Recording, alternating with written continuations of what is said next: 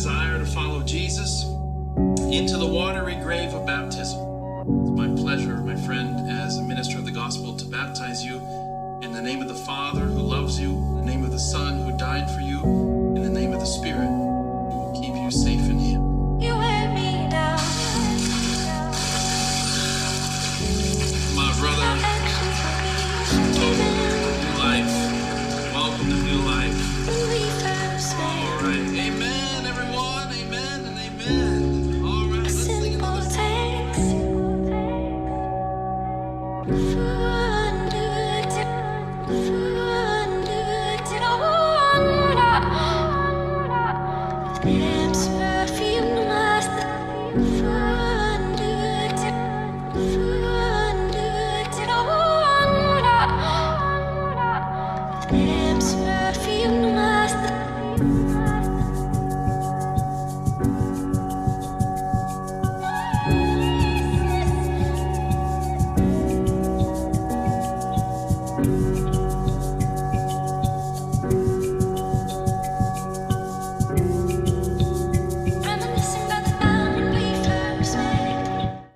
When I started the Adventist History Podcast 7 years ago on this day, I had absolutely no idea that thousands of people would tune in each and every month to catch the latest episode. I had no idea that we'd have 100,000 downloads a year, and I had no idea that I would end up baptizing someone who made the decision to follow Jesus after listening to this podcast. Yeah, that's what you just heard, and it's amazing. Now, I've said from the start that I'm not an expert teaching you guys. People call me a historian on social media because what else do you say? Podcaster doesn't sound so great, I guess, to people, but I'm happy with podcaster. I'm not a historian. I am a fellow student. I am learning with you as we go. And this is the 100th episode of the Adventist History Podcast.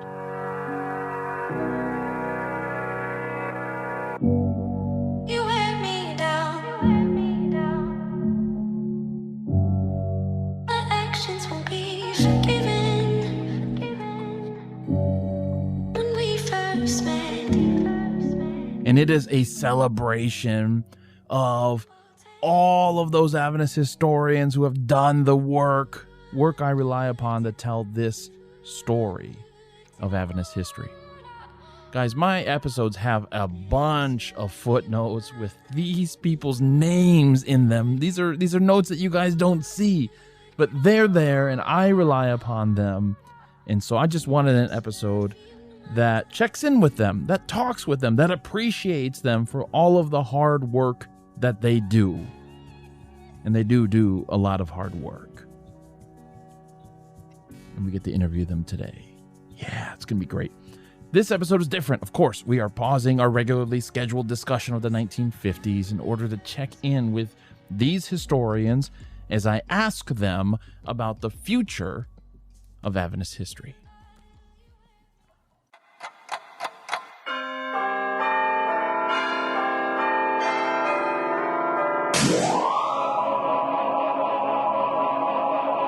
Today, October 22, is a very significant day in the history of our beginnings. First up is Greg Howell. Greg has been a jack of all trades, pastor, author, gamer, and of course a co-host on our own Adventist Pilgrimage podcast with Michael Campbell. We'll get to Michael a little bit later. Greg was sitting in his workshop at Sacramento Adventist Academy when he answered my call. This is my school, actually. I teach robotics and computer programming and whatever other tech stuff they need. So this is the workshop that we have been putting together for the last couple of years. I've got a busted 3D printer back there and a CNC machine and all kinds of fun stuff. But you're getting your PhD at Regent University, Regent in Virginia. Mm-hmm. Now, of course, I've known this since I've known you. I think it probably came up early. We met at the Pathfinder Camporee, right? Yep. We met at the Pathfinder Camporee in an RV. I think we went in there to talk or something.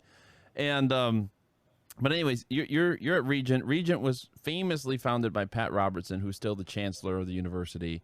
Yep. Pat Robertson famously is have been this hardcore founding member, I guess, of the religious right. I'd say him and Falwell and a lot of those Jerry guys, Falwell, yeah. Liberty. Mhm. Yep. And so, is there a picture of you and Pat Robertson together? He's 91 years old. I know. He actually just stepped down from the 700 Club last week. Big news. He just stepped down from the 700 Club last week. His last show was just last week. So the show's been after what, like 50 years? It's been around since Maybe the 40. 80s, maybe or late 70s. Yeah, long time. He Maybe founded 40. CBN, and Yeah. I don't have a picture. I have pictures of him because he would always come to our beginning of the year convocation, and come out and make an address to the School of Divinity, of course. And so I've never met the guy, but they almost had me on as a guest for the 700 Club one time. Really? Yeah, back during the election, the 2015 elections, there was a lot of chatter going on about Ben Carson. Yeah. And they wanted to know more about him. Nobody really knew this guy, and they felt like they should bring him on as a guest, but they wanted to hear about it. And all of a sudden, there was questions around the School of Divinity like, hey, where's an Adventist guy? Does anybody know an Adventist? And I happened to It's be like there. your Adventist friend. Like everyone's got to have your token Adventist friend. Yeah, well, they called me the Sabbatarian around the campus most of the time. So the School of Divinity was like, hey, we do have an Adventist guy here. And it didn't pan out ultimately, but they had talked about just bringing me in. I thought, ooh, that would be kind of weird. I've never thought of myself on the 700 Club, but Yeah, right. I mean, because Regent has Jay Sekulow, who was President Trump's one of his lawyers during one of the impeachment proceedings. He teaches law there, I believe. Oh yeah. So I mean, obviously, like the ties are there between the university and let's just say a certain segment of Washington. Oh yeah. So why did you choose Regent? I just have to know. I don't want to spend the whole interview on Regent, but why did you choose Regent? It's for very pragmatic reasons, honestly. They were the only program that I could find for church history that was online or was a hybrid online on campus. Yeah. Everybody else was like, either they taught classical church history, which, is all the early church fathers and the Latin side, or they wanted you to come back in person. And I even looked at Andrews because, I knew all the professors there, but all of their programs, when I discussed it, they wanted to stay resident only. And so I offered, I'm like, make me the guinea pig. I'm willing to be your first online. They were like, no. And I thought, well, I've got 4 kids. I cannot go back to a student salary and no insurance. Sorry. Right. So Regents was my only real option. Yeah. I hear you. I remember my stipend as a sponsored student at the seminary. I'm married now with children. There's no way that's going to happen. No.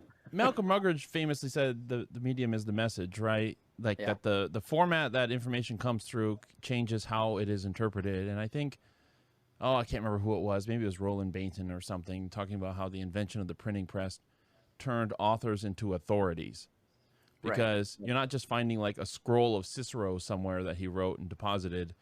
Now it's like somebody has written something and there's 100,000 copies being printed. Of course, not immediately after the printing press, but like eventually, right?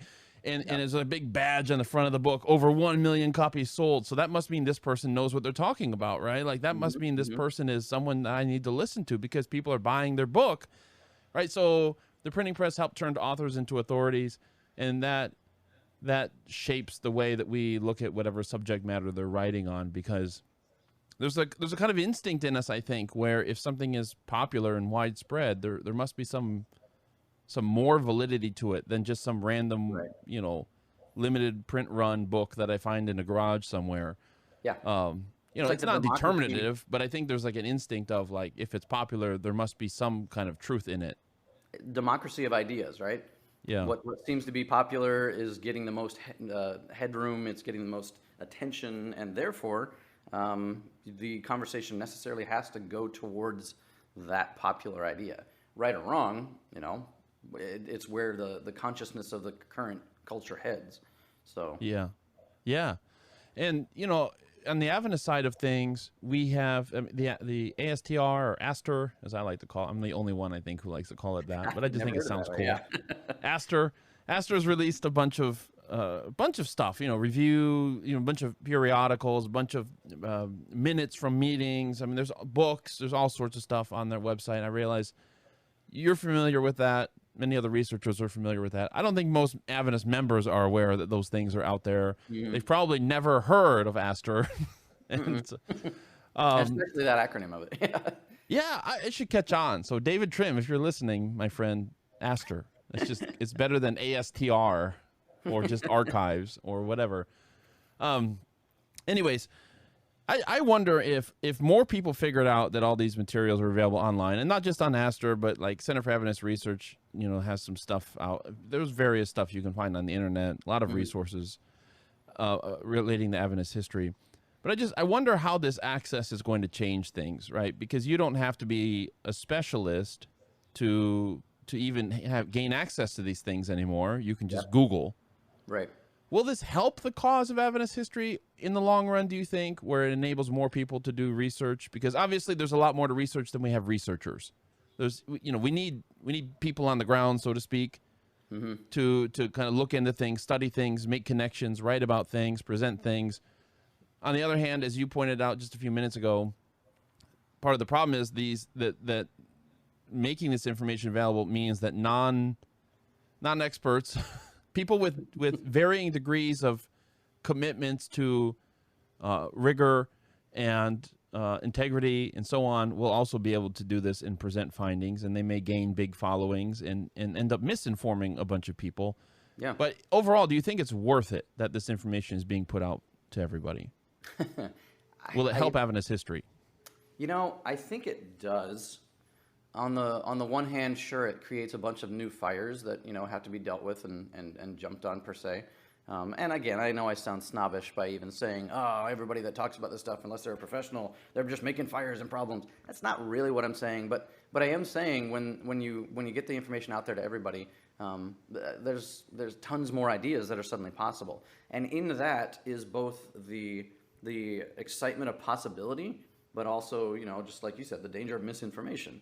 As soon as we opened up tours into the Ellen White estate, you opened up the possibility of people messing with the original sources, and taking stuff out of the archive or adding things into the archive. That is its own messy possibility. I think for historians, and especially for Adventist history, being able to talk about this stuff is actually giving people the idea that the Adventist Church's history matters. And as a church of history, where we focus so much on prophecy and the historical timelines and all that kind of thing, being able to see ourselves in a way that still feels relevant, as part of a historical movement that is still pushing forward and still doing something, I think that has huge value for giving people motivation and an impetus to engage with their church. I think Adventist history and the opening up of the archives and the documents and the sources, it's actually all really positive.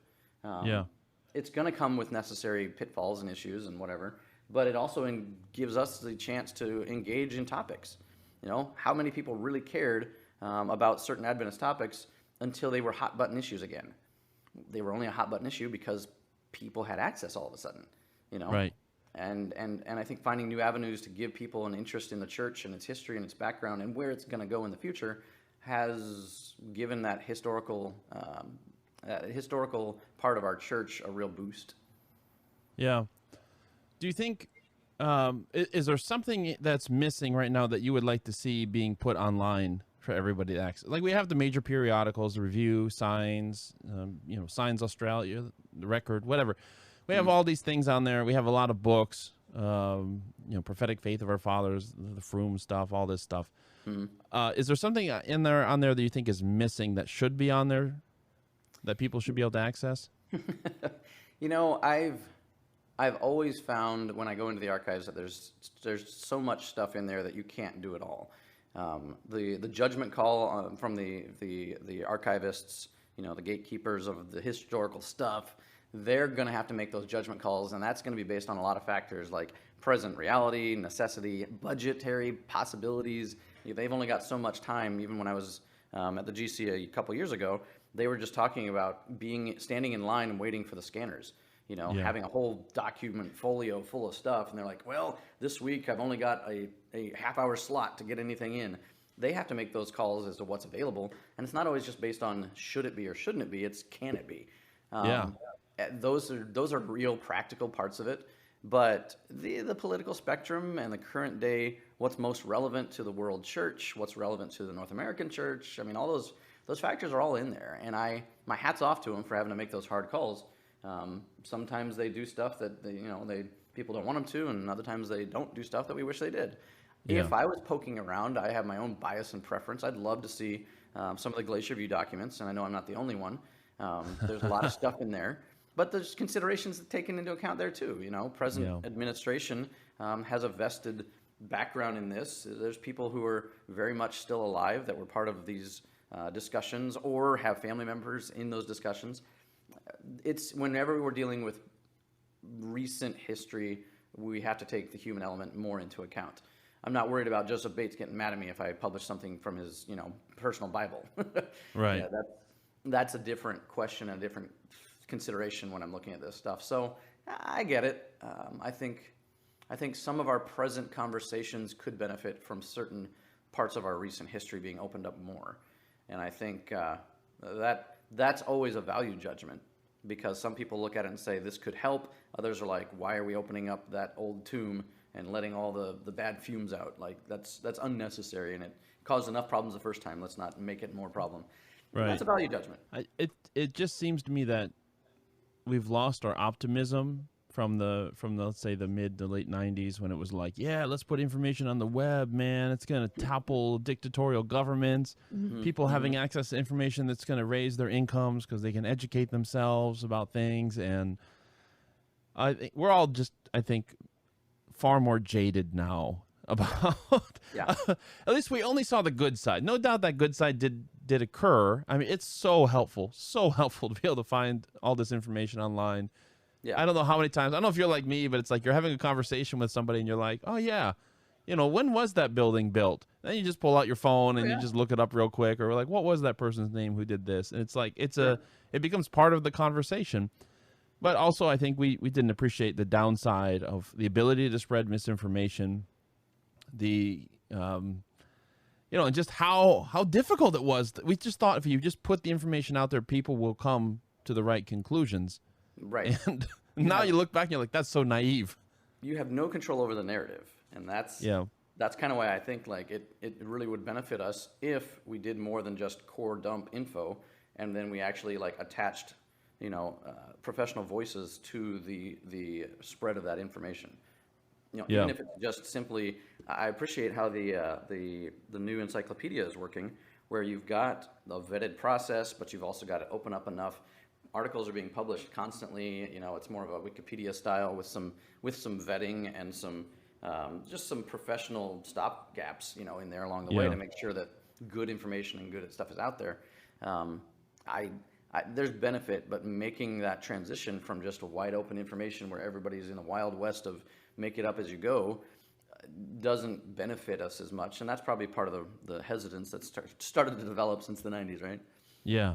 You keep mentioning the experts, but we live in a day and age where being an expert is a liability in the eyes of a good chunk of the people, whether we're talking about politics or even in religion, right? You say you're a PhD or you teach at a university in Adventism, and there's a scary minority of Adventists who will just immediately write you off.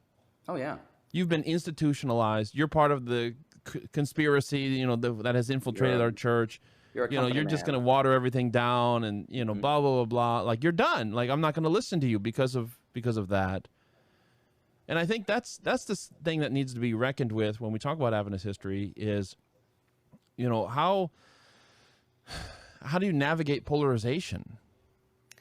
I actually used to avoid telling church members that I was working on a PhD, just because I could tell that they responded to me differently, or they treated me differently, or they just got more suspicious or intimidated. I mean, I don't know what it was always, but I didn't always find that it helped my pastoral influence to talk about it too much.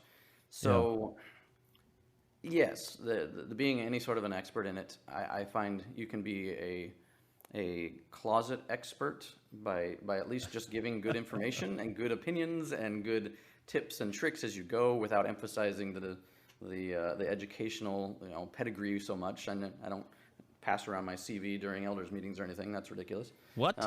But in the end, it can help in just what I do put out there.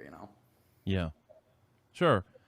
So I think that, there's this, maybe if you're listening and you're not as familiar with Adventism, if you've just been hanging with us because you're curious about us, there's a strong rural populist culture in Adventism. In fact, the fewer degrees you have, perhaps in some circles, the more credibility you have to speak about the Bible. And that's just part of the tension that's inherent with Adventism. We mentioned earlier William Miller and his concordance, right? And that's all you need, is you just need William Miller and the concordance. But now you have people with PhDs who are studying the Bible in Greek and Hebrew, and there's an uneasiness. I mean, there's definitely an appreciation for that. Plenty of members appreciate Stefanovich in the Revelation commentary, that Ranko did. They appreciate that stuff. They know it comes from a place of deep study and scholarship. Then they appreciate that. But there's also, just right alongside that, a distrust for these things. Yeah. And it's kind of hard to say, as we're talking about the future of Adventist history here, how these two contrasting trends, the populist side of Adventism and the professional side of Adventism, how those two things are going to coexist going forward. Any thoughts on that? Yeah, they always have coexisted, and that's what's kind of crazy. If you go back far enough, you look at some of the quotes from William Miller in the day when he's talking about how to study the Bible. He actually says, give me a young Bible student who has not been trained in the schools of the clergy, and he's like, send that guy out there with a Bible and a concordance, and he can do good work. But if you send me someone who has already gone through seminary and has learned from the commentaries of the scholars, he says, I will take him and I will stamp bigot on his forehead and send him off into the nether regions of someone else's ideas, because he can't think on his own. I'm totally, adding his quote there, but the sense that you didn't benefit from having too much education has always coexisted in the earliest elements of Adventism up until the present.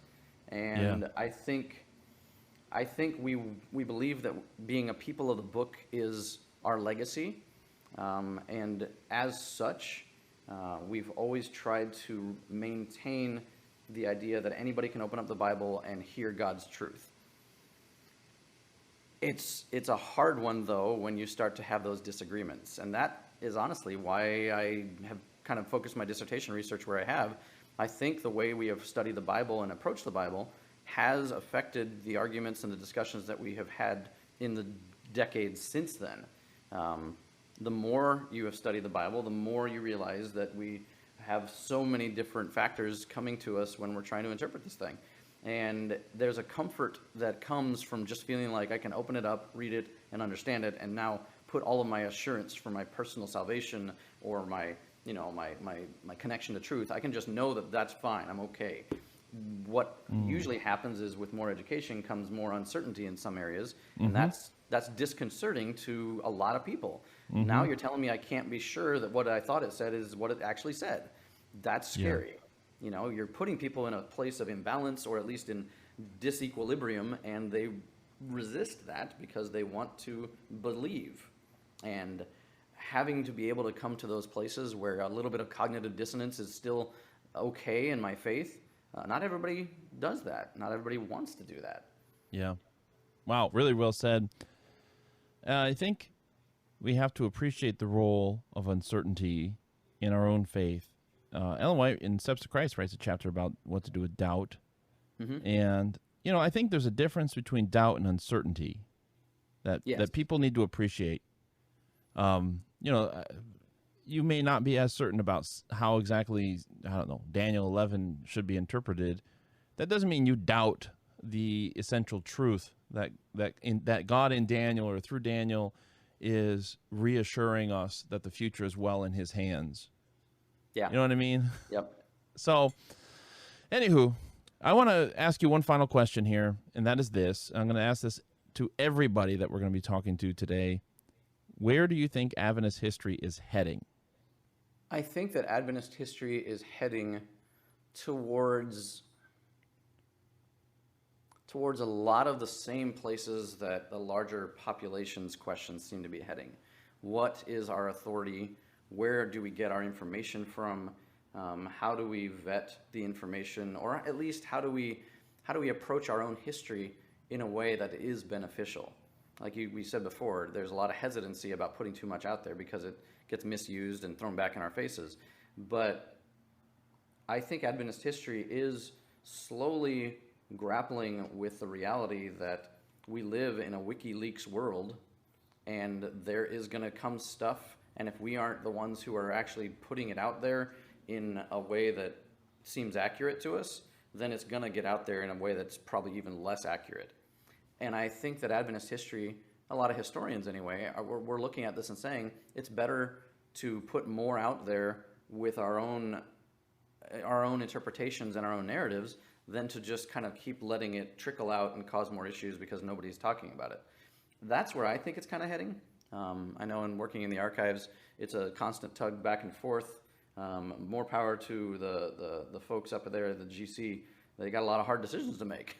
But I do think that the Adventist culture is tending towards opening up the old books more, seeing the old recordings, finding the old truths, and having more critical conversations.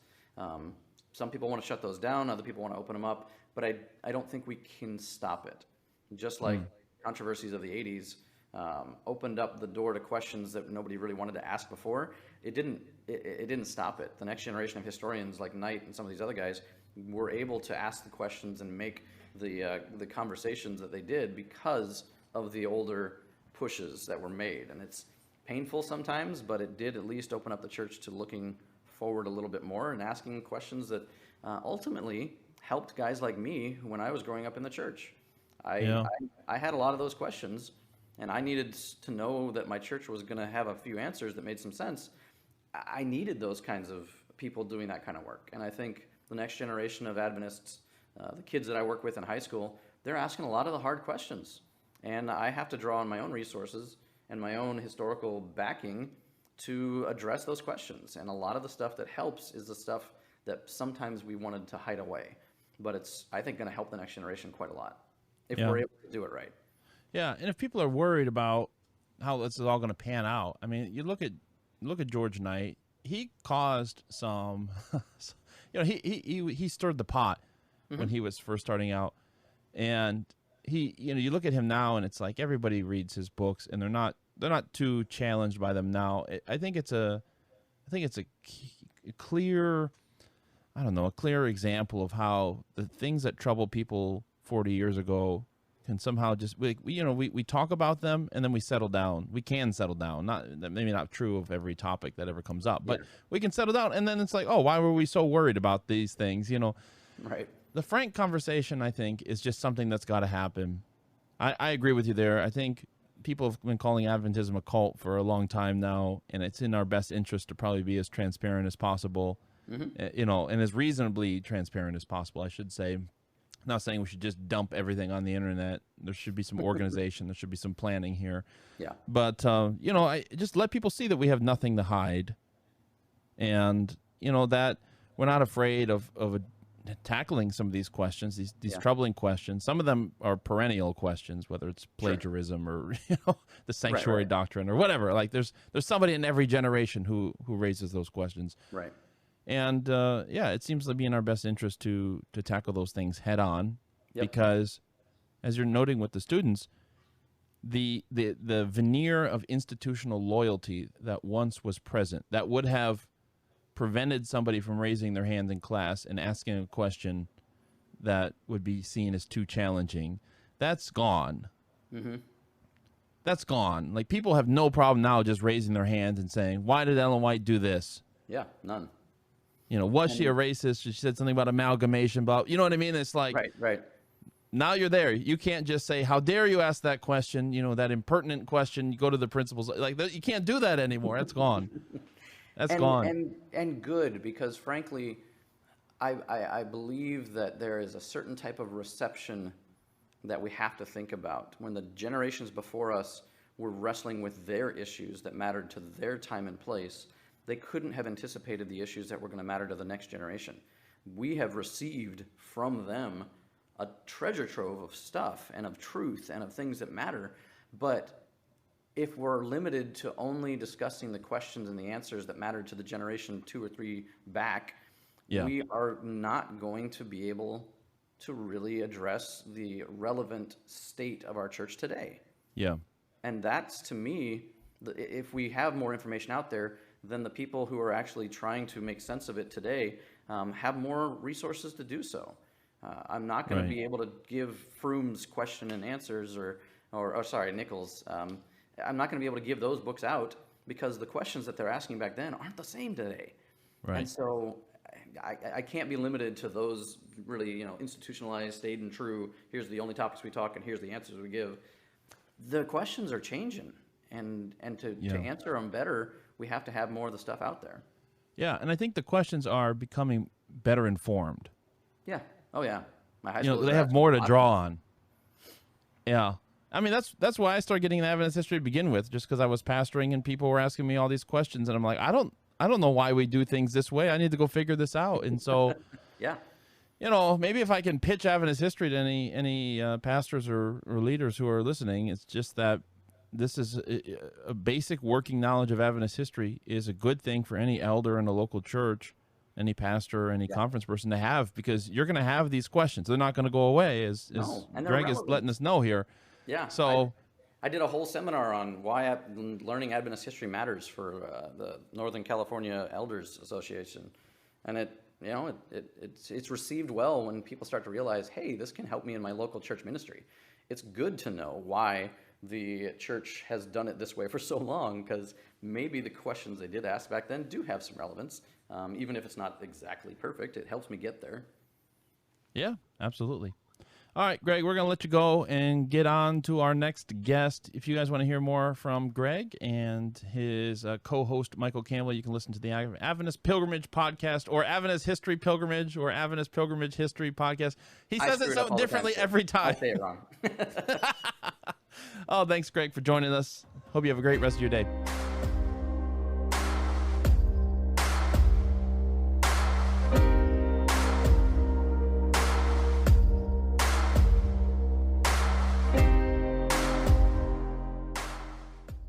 You know what I appreciate about Greg?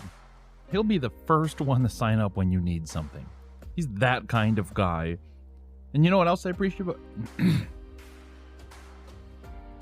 You know what I appreciate about Greg? He'll be the first one to sign up when you need something. Okay, I don't know him super well. We just met that one time in Oshkosh, and we've been texting and chatting ever since. But he just strikes me as that kind of guy. He's like, hey, you need somebody? I'll be there. If he can be there, he'll be there. And you know what else I appreciate about him? He isn't afraid of making his own path in life. I mean, he had no problems telling me that he was tearing down a Nintendo DS in his lab that day for his students to learn from. And he had no problem enrolling at Regent for his PhD if that just meant getting that task done. He doesn't care what you think about gaming or technology or what you think about Regent University. He just wants to get it done and do what he loves doing, and I love that about him.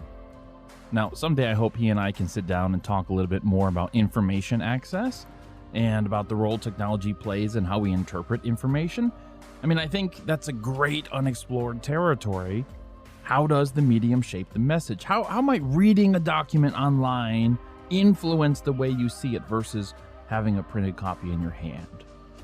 How might listening to an audio podcast change the way, or shape the way, I should say, that you understand or remember Adventist history differently than in classroom instruction? All right, great conversation that be had, just not enough time right now. Now, this is going to be a very long episode, if you can't tell already. I probably cut about 10 minutes out of that interview with Greg, but I'm not being too severe here because this is a party. We're not in a hurry. We're going to let Greg get back to his tinkering in his lab while we check in with my man, Kevin Burton. Kevin has just been installed at Andrews University there in the Center for Adventist Research as he wraps up his dissertation from Florida State. Love Kevin. I just happened to be up at Andrews doing some research just before he moved in there. We just passed each other like ships in the night. But I did my best, as he's going to reference in this interview, to welcome him to Berrien Springs with some baguette, which if you don't know what that is, you need to go to Berrien Springs. Everybody in Berrien Springs knows what that is. It's the one stable thing. It's the one stable restaurant in Berrien Springs that has lasted for quite some time, and it's delicious. And I also gave him some Virgil's root beer, which is my beverage of choice. But we're not going to go down that. Okay, I'm on the road to recovery now. And so I try to lead him down the dark side there.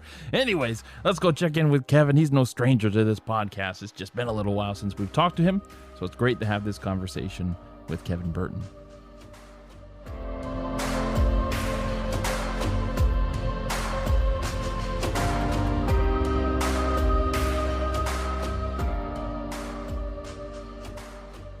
All right, now we're going to sit down across from Kevin Burton. Kevin, welcome to the podcast. Thanks for having a chat with me. What's going on, man? Not a whole lot other than just life and work and going through fall, but I'm glad to be here and thank you for having me on. You're most welcome. It's hard to keep track of you because I feel like you're moving up I-75, or you started, like, when I first met you, you were in Florida. And then I just blink, and you're in Tennessee. And then I blink again, and where are you now? Yeah, now I'm at Andrews, Andrews University in Berrien Springs. I started teaching at the seminary this summer. I'm now an assistant professor in the church history department there, and I'm the director of the Center for Adventist Research, which is here in the James White Library. We've got a pretty big archive of lots of early Adventist stuff and stuff that goes on even to the present. And so I'm managing that and learning how to live in a new sort of world and culture here at Andrews. All right. So you're finishing up your PhD, right? Your dissertation? Yep. I know. Still got that. I'm sure that's a really sore subject. Like, are you done yet? Are you done yet? Are you done yet? Well, you know, it's a fair question that people ask, but I haven't even yet hit the 3-year mark, which isn't too bad. And if you think about all the things that have happened in my life while I've been working on this dissertation, I think you can say he's doing pretty good, because I had my second child. We had a flood in our apartment. We've moved 2 times. I've started two new jobs. There have been some deaths in the family. There have been other, I mean, I'm not going to list everything, but there's a lot of other things that have happened in life, like major things. And I think I'll finish next year before the summer, I'm hoping. So. All right. Yeah. What are you writing about? I'm writing on Adventists and the abolition movement. Oh, so okay. There's a lot to unpack there, but that short phrase can probably be enough unless you want to know more. But yeah, there's a lot there. No, I think that's interesting because I know you wrote an article about Bates in the 1830s, in particular, in his involvement with the anti-slavery societies, founding him and his wife. Yep. And I found that tremendously interesting. But what is interesting to me about your work is that you've covered a pretty decent range, you know, from like a pre-Miller period to, I know you wrote that article in Spectrum about Ellen White and how she was remembered like on account of her gender, and like how being the woman was emphasized more and more and more as like a like even a woman, you know. It's like, can you believe that even women, you know, God can use even women. So I don't know. I don't know if you've written beyond the 20s, and I think you got like right to the doorstep of 1830 there. Yeah, I start my dissertation in the 1820s with the rise of the abolition movement, and I do that because of William Watkins, and William Watkins is one of the ones who's very influential in converting William Lloyd Garrison to becoming an abolitionist, and he becomes a very famous abolitionist. And then later Watkins becomes a prominent Millerite, and so it's really interesting to see that and start there. But no, I've beyond my dissertation, of course, focuses on the antebellum period before the Civil War. I've done a lot of research on the Civil War itself, and then my master's thesis was on the 1870s in a leadership controversy. But I have written several things for classes and done a lot of research that haven't seen much light yet. That when I'm done with my dissertation, I expect will turn into some fruit. And that includes stuff on Adventists and the eugenics movement at the early 20th century. Then I've got stuff on FBI surveillance of Adventism during World War I, which I've shared that publicly before, so some people know about that. So that's 20th century. And then also I've done a lot of work on Jesuit infiltration conspiracy theory. So that gets all the way up into the 1980s into the present. And so I mean, I've done a lot of stuff there. I've even got some declassified FBI files that I had to put in a FOIA request and wait like 3 years for the FBI to send me the stuff. Yeah. And then they've redacted it and they've taken away things that I can't see, that no one will be able to see. But I've got documentation on that from Australia, the UK, and then all throughout the United States. So I've gathered a lot of data on that already. So when you talk about a lot of data on that, you're talking about the FBI surveillance, not the Jesuit thing. No, I'm talking about the Jesuit stuff. You're talking about the Jesuit thing. I'm talking about the Jesuit. And of course, I got a lot of data on the FBI too. I found a huge treasure trove of thousands of pages of declassified FBI files on that. But no, I've also got FBI files on Jesuit infiltration conspiracy theory. Oh, you know, I'm going to tell you right now, like half of the listeners to this episode are like, can we just stop everything and talk about that right now? There's these. That's juicy. It's fun. It's, you know, and yeah, there's a lot to say there. I actually did lecture on it in my class, one of my classes at the seminary this summer, and I told them about some of my findings on Jesuit infiltration conspiracy theory, and I think they really liked it. Yeah. I find it super fascinating. So anyhow. Yeah. Oh man, we're gonna have to talk. Are you opposed to us having a conversation about the Jesuit thing at some point? No. Before you're okay, great. We're gonna have to do that. The listeners are gonna kill me.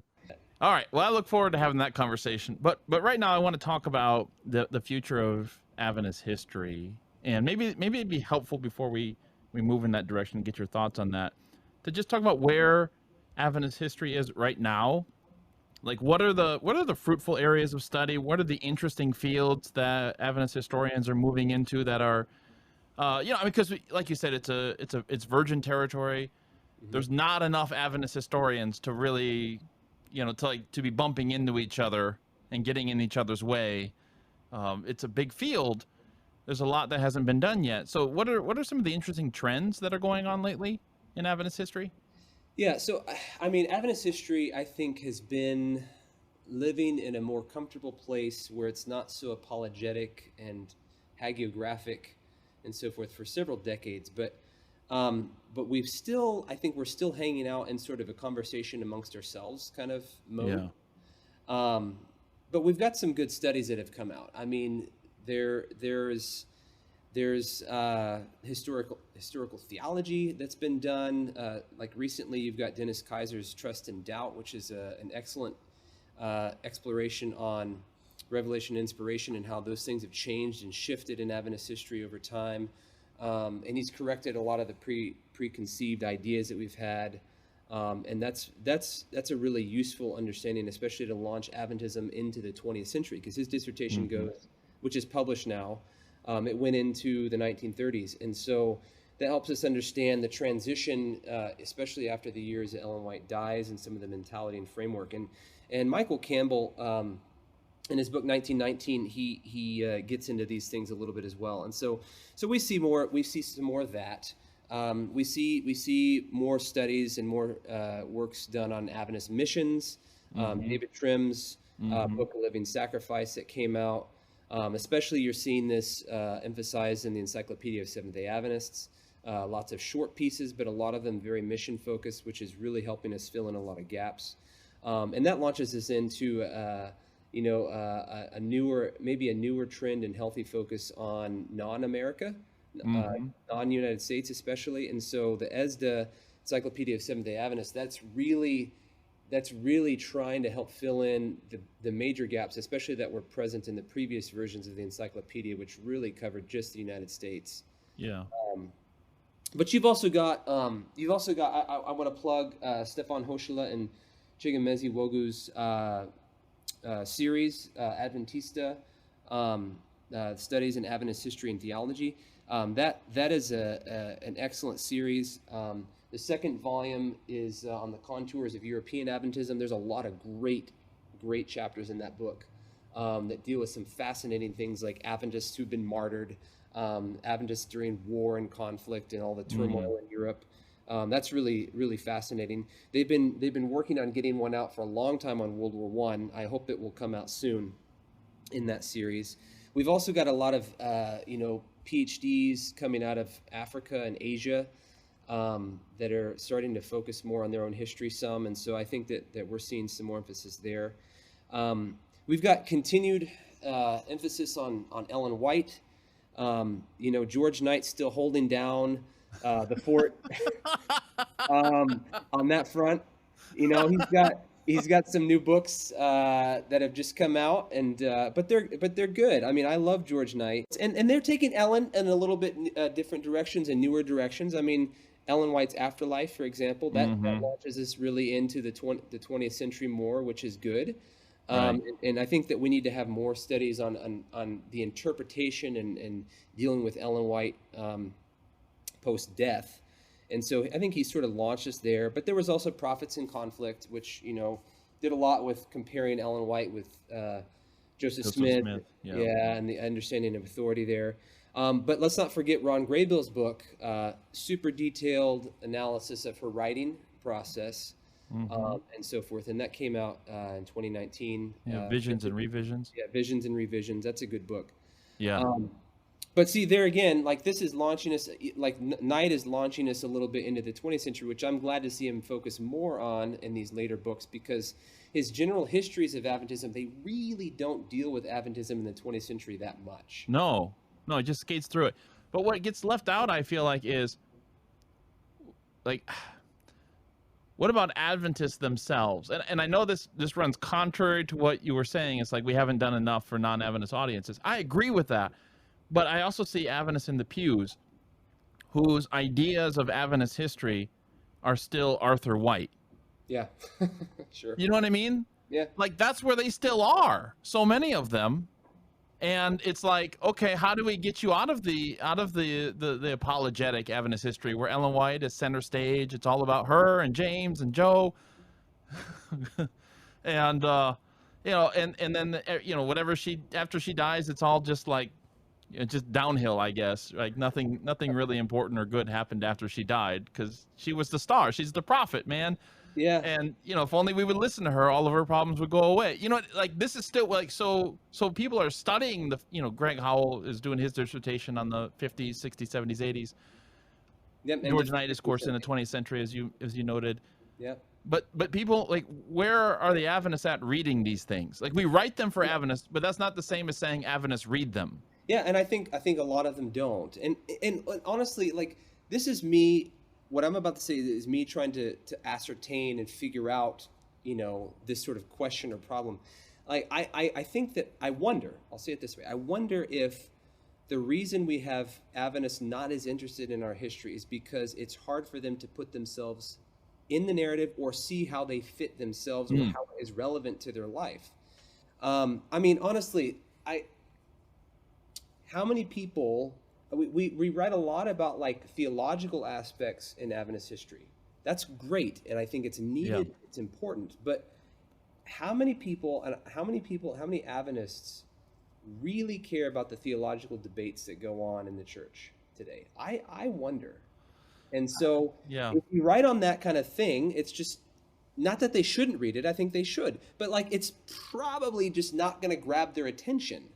And so if you focus on things that they cannot escape, like political things, social things, cultural things, like they're going to get into that. Like if you talk about how Adventists come up with haystacks and how haystacks have changed the world, that's going to be a cool thing.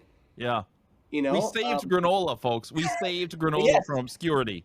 Let's talk about breakfast cereal and what did we do with that? But then a lot of Adventists aren't vegetarian now, and so like if you get into diet stuff, they may like say, "Hey, I don't want to touch that. I want my meat. I want my meat history." So no, I'm just I want my meat history. So you're saying is we need Adventist history. If we expect Adventists to really read it, it needs to be written specifically on subjects or in a way that they would find interesting. So, like for instance, somebody could write a book right now about Ellen White and vaccines or early Adventists and vaccines, right? Yeah, that would probably catch people's attention. Yeah, definitely. And Merlin Burt, by the way, did write a thing. It's on the White Estate website on Ellen White and vaccines. Just so everyone knows, Ellen White got vaccinated in her lifetime. You should know that. And she promoted it amongst her staff to get vaccinated. So, Right. Yeah. And then, people will say, well, it wasn't like this vaccine, that whatever. I know. Okay. It wasn't Anyway. coronavirus. This is true. Yeah. So my final question, one final question for you. Where do you think Adventist history is going? Let's say in 10 or 20 years, what are we going to know more about then that we don't know about now? And specifically as Desmond Ford files get opened up at the GC, I imagine there's going to be like throwing red meat into a school of sharks or something, and like there's going to be some Adventist historians that descend upon there. I won't be one of them.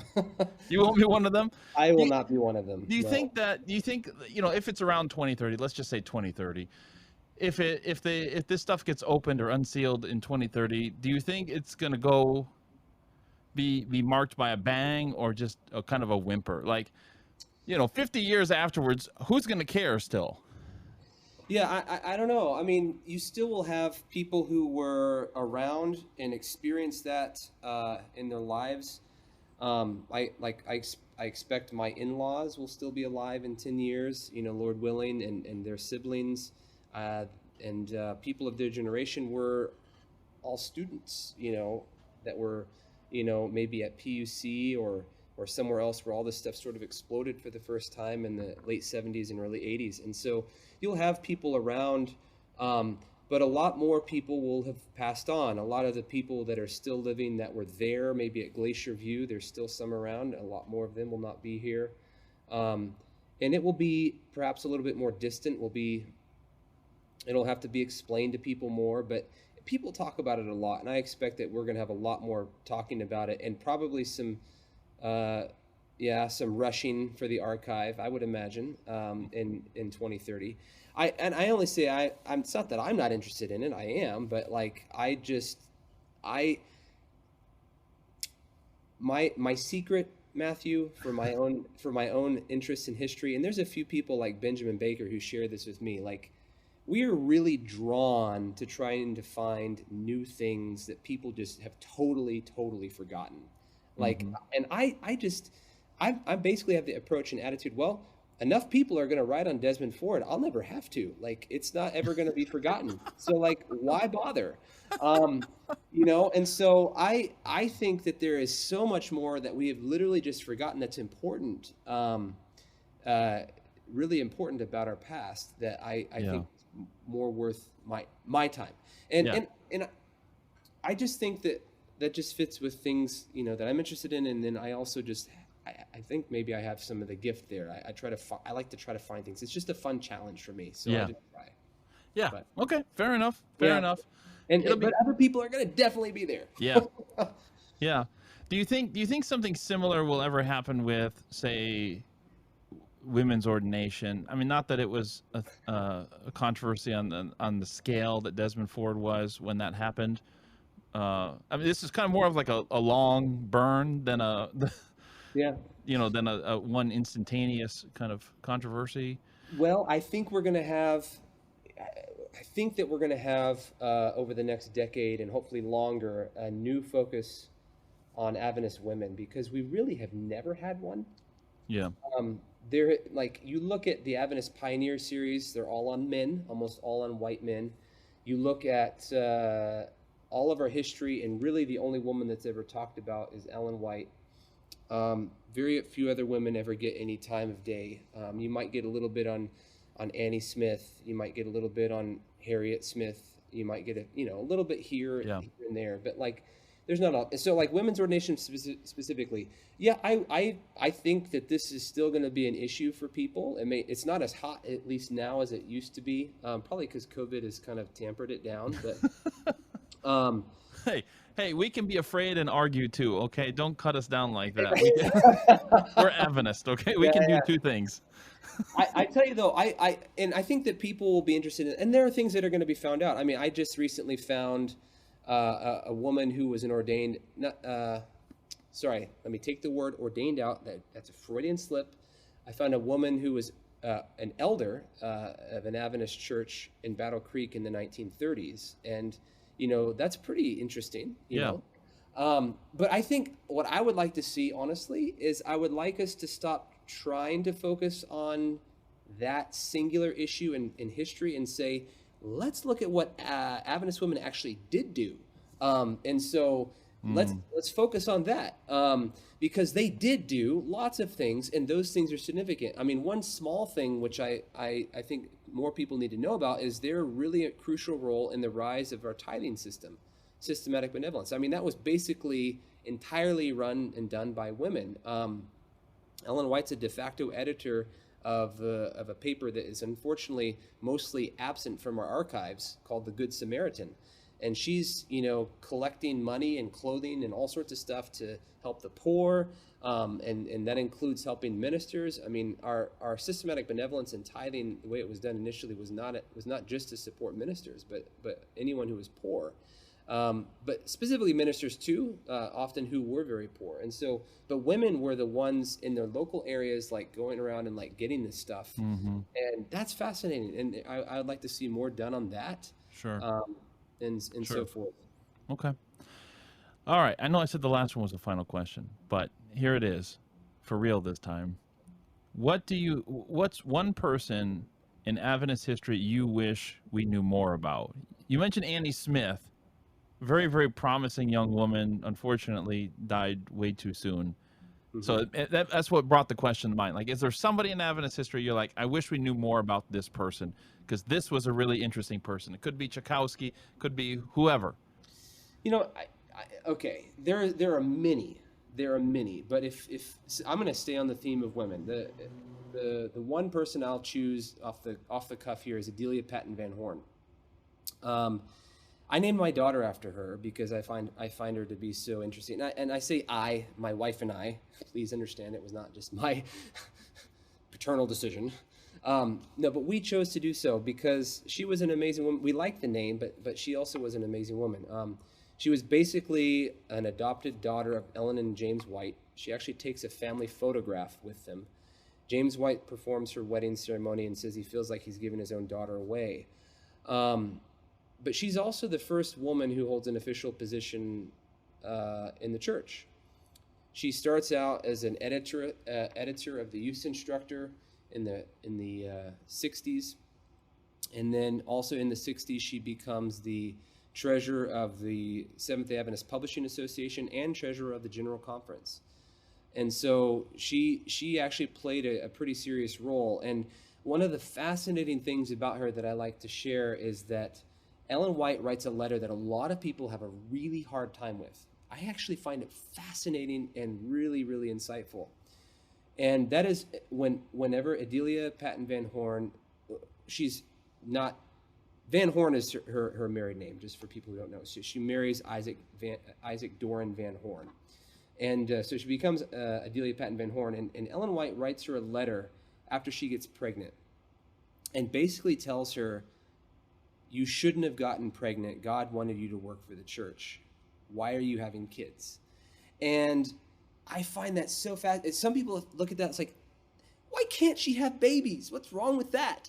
And first of all, anyone should know, like, Ellen obviously has no problem with people having babies. They have babies all the time. But what's fascinating is that she had seen how she believed that God had specifically called Adelia Patton Van Horn to be a leader in the church, like she had already been doing as a General Conference officer, right? And so she believed that she was being called by God to work in that capacity, and Ellen did not think that she would be able to do all the things that God was wanting her to do if she had kids. And so that's a really, I mean, if you look at feminists today and feminism today, that's a really radical stand for Ellen to take, here for this case, because she's basically saying that, sex and childbearing, they limit women. And so God does not want you, Adelia, to be limited. And so, Ellen was a very, very balanced person, but she could be really radical, and then she could just toe the line. And this is one of those moments where you see her being quite interesting and radical in a way that's fascinating. But Adelia Patton Van Horn, nonetheless, even though she has kids and all that kind of stuff, she still is an important person in missions and so forth out in the West in the United States. And so I think that she deserves a biography. I would love to see one written on her. And I'd like to know more about her myself. And I think that other people would find her super fascinating. But there you go. That's my one choice. If you're listening and you're a writer and you have interest in Adventist history, get it done, okay? Get it done. Kevin wants you guys to get it done. That sounds fascinating, man. I appreciate your time, Kevin. I know you're a busy man. You're still, I guess, kind of getting settled in there at Andrews and the routine and all that. I know you've got some Virgils. You've been the Baguette de France. You're good. Thank you for that. You're more than welcome. All right. I got an email from George Knight while we were talking, so I think I probably better go see what's going on with him. Kev, thanks so much for your time, man. All the best.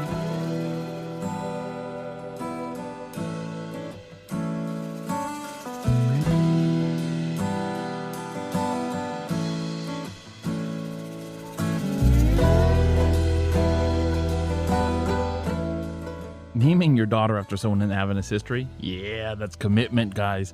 As I've said on this podcast before, one of my favorite names in Adventist history is Walcott Hackley Littlejohn, and I challenge you guys to name your child Walcott. Fun fact, Kevin Burton is one of our experts on Walcott Hackley Littlejohn.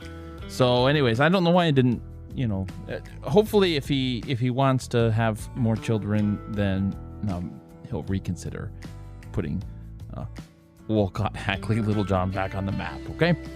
Next up, I sat down with George Knight for a talk about Adventist publishing and what it means to leave a legacy there. This was a chance for me to make up for the first interview I did with him at the very, very beginning of this podcast when I did an interview with him and I was in a noisy museum in Chicago. The audio was terrible. People wrote emails to me years later and they said, please send me the audio so I can restore it. And I'm like, I don't have it. It was a horrible situation. I had no idea what I was doing. I didn't mean to be in the museum. I had planned it and forgotten I was supposed to be there. And so I tried to go find a quiet corner, but you just can't. I mean, those museums in Chicago are just made out of solid rock. And there's kids running around and their voices echo around through there. And I didn't have the equipment that I have now that might have mitigated that a bit. And anyway, so I'm trying to atone for that right now by having a better interview with George, who is a lot of fun to interview. You never have to worry about dead space in an interview with George Knight. He always has something to say, and he says it very well. He's not the most technologically sophisticated person out there, so it took a little while for us to get this thing going, but believe me when I tell you that he honestly, genuinely, sincerely doesn't care what you think about him and technology. He just doesn't care. Leaves that up for other people. He still writes out his books by hand, people. By hand. And his very, very wonderful wife types those up and gets those to the publisher. So, it's fun to talk to George. Let's go talk to George.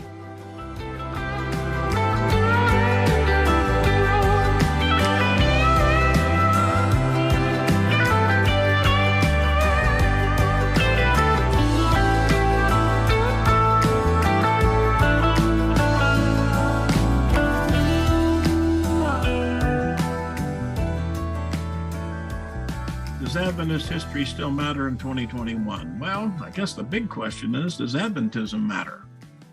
That's kind of a basic question. As we drift through history, and as we look at we're pushing on to 200 years and not so long for the 200th anniversary of Millerism, more and more it looks like a lot of us want to become just good evangelicals who keep the seventh day. And, that's probably all right, but that's not what Seventh-day Adventism is all about. I would say that history will always matter to Seventh-day Adventists. If we take a look at the biblical model, both the Old Testament and the New Testament are rooted in history. And the same basically follows with Adventism, rooted basically in the Apocalypse, Revelation 14, first angel, second angel, third angel, second coming of Christ. And Ellen White herself certainly believed that history mattered. Life Sketches 196, which we all know, that we have nothing to fear for the future except that we should forget the way that the Lord has led us. And that's tied to our prophetic history, our place in history. So, yeah, I believe that history will continue to matter for those who, that is, if Seventh-day Adventism wants to remain Seventh-day Adventists or just want to become some kind of nice evangelicals that keep the seventh day. So the apocalyptic nature of Adventism is essential to what it means to be a Seventh-day Adventist, right? Yeah, we're rooted in history, whether we like it or not.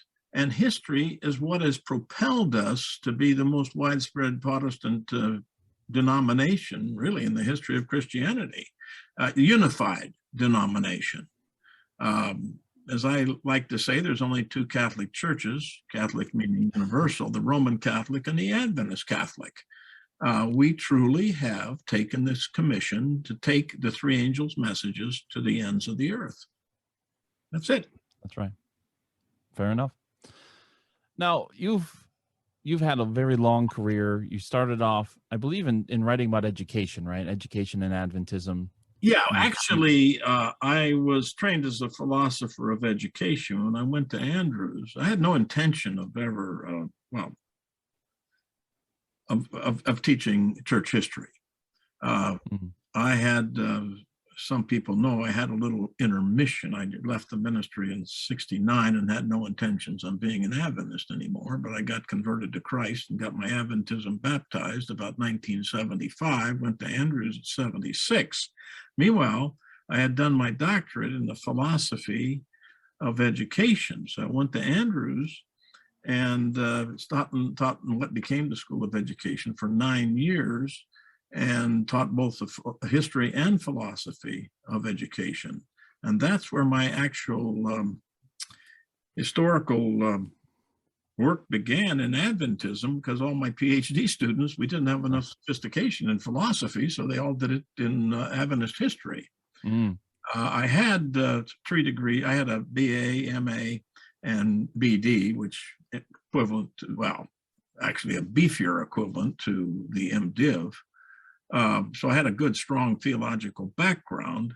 And when they opened up a PhD program in Adventist Studies, I chaired more PhD dissertations probably than anybody else around, period. And they invited me over.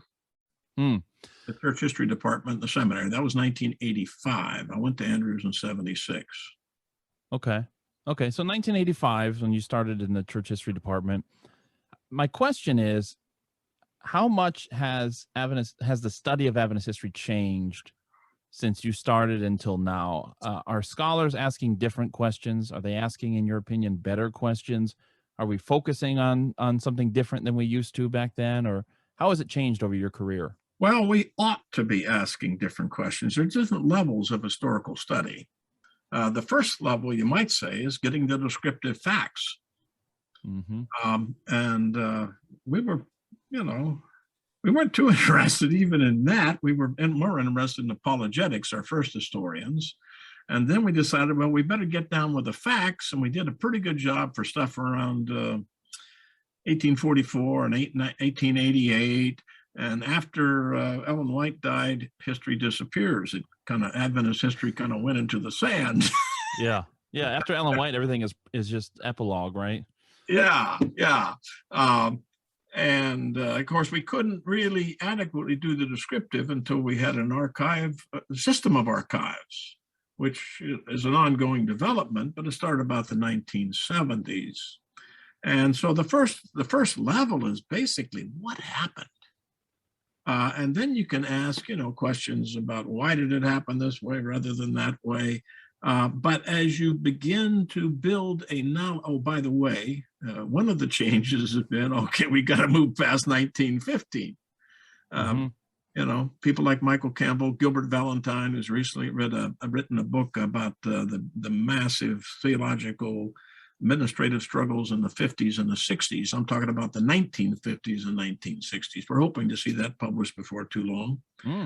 And is working on a biography of Edward Heppenstall. The Pioneer series, which now has a new, well, we're co-editors right now, but Dennis Kaiser will be the new editor.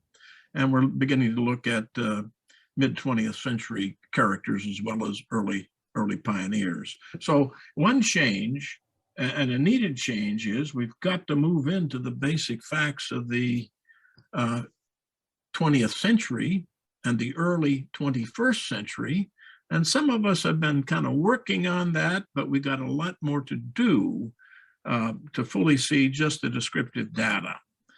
Once you've got that, then you can begin to deal with higher level, or I should say more complex level of interactions for what this means socially and many, many other aspects. We have not, for example, we've never done, this is off the cuff, I've thought about it for a long time, an economic history of the Adventist Church. Now Doug Morgan and others have been taking a look at the power of laity in creating change in the racial dynamic. How do these sociological interactions take place? What is the dynamic of power in the Adventist Church? And how does that play out? I've been kind of playing with that, the Roman Catholic temptation, and I should have, one of my latest books, I should have called The Mormon Temptation, the temptation to misuse Ellen White. Of course, the Roman Catholic temptation is to misuse administrative authority. But when it comes right down to it, there's something deeper than that, and that is the issue of authority in the Adventist Church. How does one attain that? And basically, how has it been used? Yeah, I think Gil really did a wonderful work in his Prophet and the Presidents in helping me understand the tension between the kind of administrative authority of the church and the prophetic, the charismatic authority, and how those two kind of keep each other in check. Should. And this is where we're different from the Mormons. Not all of our administrators want to be different, because the Mormon president was also the chief prophet.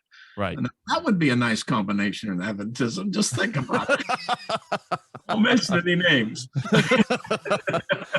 Annual council is going on as we record this. So it would make life simpler if the chief administrator could also be the chief prophet. Yes, it would. Precede both 19th century prophets and biblical prophets. That would be a neat combo. Under those circumstances, I would be running for president. There you go. Now we know what it needs to take here to get this done.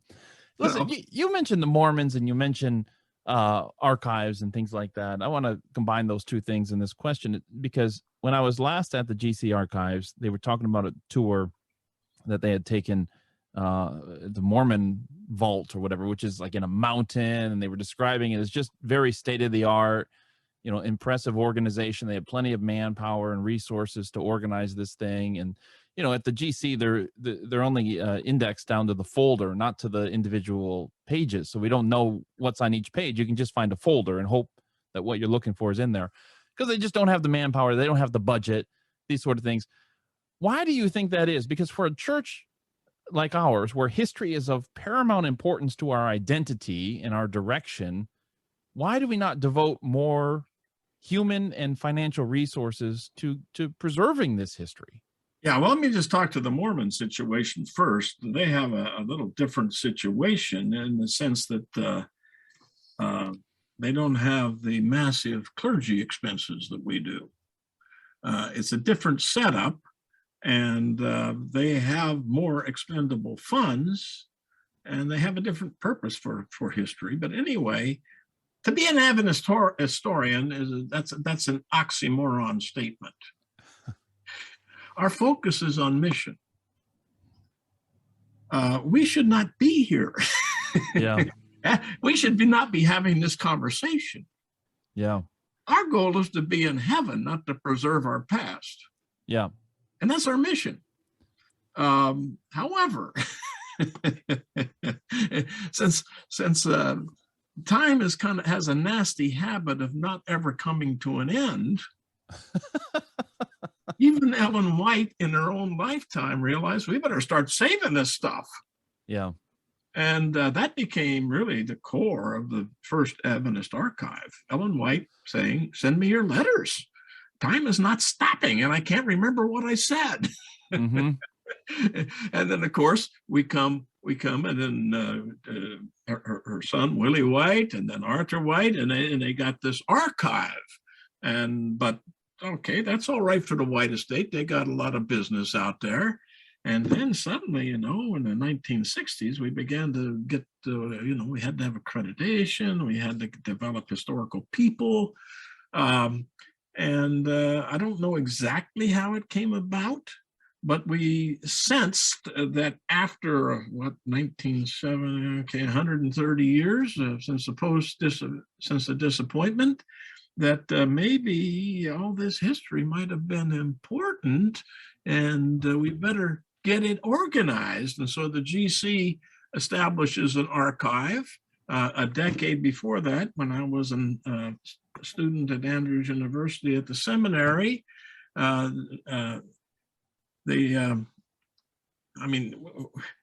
put it this way. We weren't interested in Adventist history. I never had a course in Adventist history. Mm. In fact, I really didn't have one in my entire education, three degrees from in Adventist theology. And I had one that was a joke called Studies in Adventist History, but nothing ever happened. No, I mean, I can't even, it's a joke to tell you what happened. But anyway, we weren't interested in our history. There was no Adventist studies program. There was not even thought of. The main thing is you could defend your past. And the best person at doing that happened to be F.D. Nickel.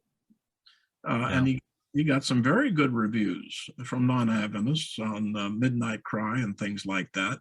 But anyway, by the 1970s, I'm not sure how much something like Life Sketches 196 played into it, that we shouldn't forget our history.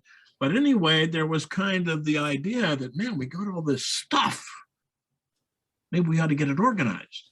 And so when I went to Andrews, that's where I started out on this diversion, not having ever studied Adventist history.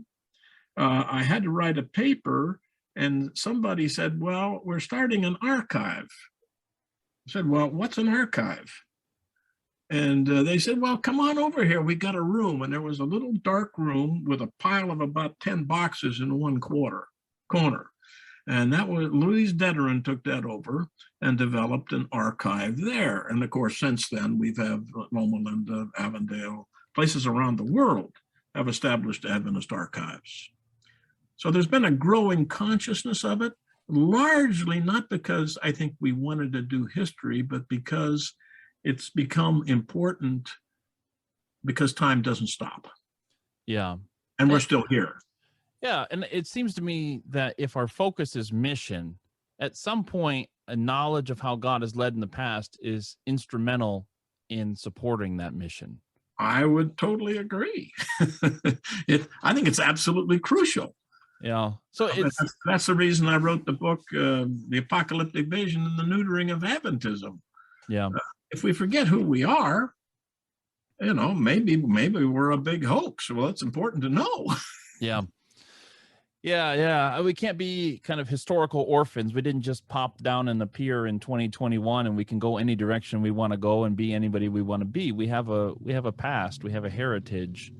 Heritage matters. It has to do with the nature of language, which I call connotation words. If you take a look at what happened in liberal Christianity, liberal Protestantism in the United States, let's say in the 1920s, they kept the name, Christian, but they dropped out the virgin birth. They dropped out the second coming. They dropped out miracles. They dropped out. By the time you got finished, you can call it Christianity. but you've changed all the definitions. Right. They're no longer rooted in history. And one result of that is that liberalism eventually lost its way. Unfortunately, sometimes you get an overly conservative reaction, which also loses its way, and evangelicalism has been trying to figure out who they are ever since. Yeah. And Adventism goes through the same dynamic. Yeah. We three angels. Yeah. Babylon, that, and pretty soon you've changed all the definitions, and then you wonder what's going on. Yeah. That's true. I joke that, in a typical Adventist church, country church or something in the United States, they may not understand what the sanctuary message is, but they'll still call for your head if you deny it. Yeah. This is the dynamic we're living with right now. So it feels like a hollowing out of Adventism in a way. Yeah, and you raise the sanctuary issue. I just like to say, I think we've always reversed the polarities. We look at the earthly model and think we know everything that's going on in heaven. It's a parable. Mm-hmm. Read the book of Hebrews. It uses the word parabole. It's a parable. It's not everything that's happening in heaven. And we've tried to, over-mechanize it and therefore broke down our own system. Sure. Because of a false hermeneutic. Sure. Yeah, I mean, that's just part of Adventism, right? Like with Uriah Smith's Daniel Revelations, like we're going to understand every nook and cranny of every verse in the Bible, right? Like we're going to dive into Daniel 11. We don't just do very well saying, hey, just take this for what it is. It's a metaphor, it's a parable, whatever, and just be satisfied with that. It's like, no. We are going to mine this thing to death. Yeah, and I take a look at Daniel 11. It's pretty hard not to look at it because we got so many people not only delving into it, but swimming around in it as a full-time occupation. Mm-hmm. There are parallels at time with Daniel 2, Daniel 7, sure. Daniel 8, and then there's parallels, but there's a lot of stuff. I'll tell you what, if I have to understand it, I'm cooked. But the big picture, I think I've got. Yeah. And I know where the big picture is going, and I think I know where it came from. Absolutely. And I'll be frank, this is one reason I'm an Adventist, because it was rooted in factual history, by and large. Sure. Daniel 2, Daniel 7, foundational chapters in our Adventist experience, and ought to remain so. Yeah. Let me shift gears here and talk about publishing, because you've written a number of books that have all done very well in the Adventist publishing world, and I think the question I have, especially is I see some of these younger historians who are rising up through the ranks, like Kevin Burton and Jeffrey Rosario and others. Well, I see ABCs closing. I see people reading less and less today.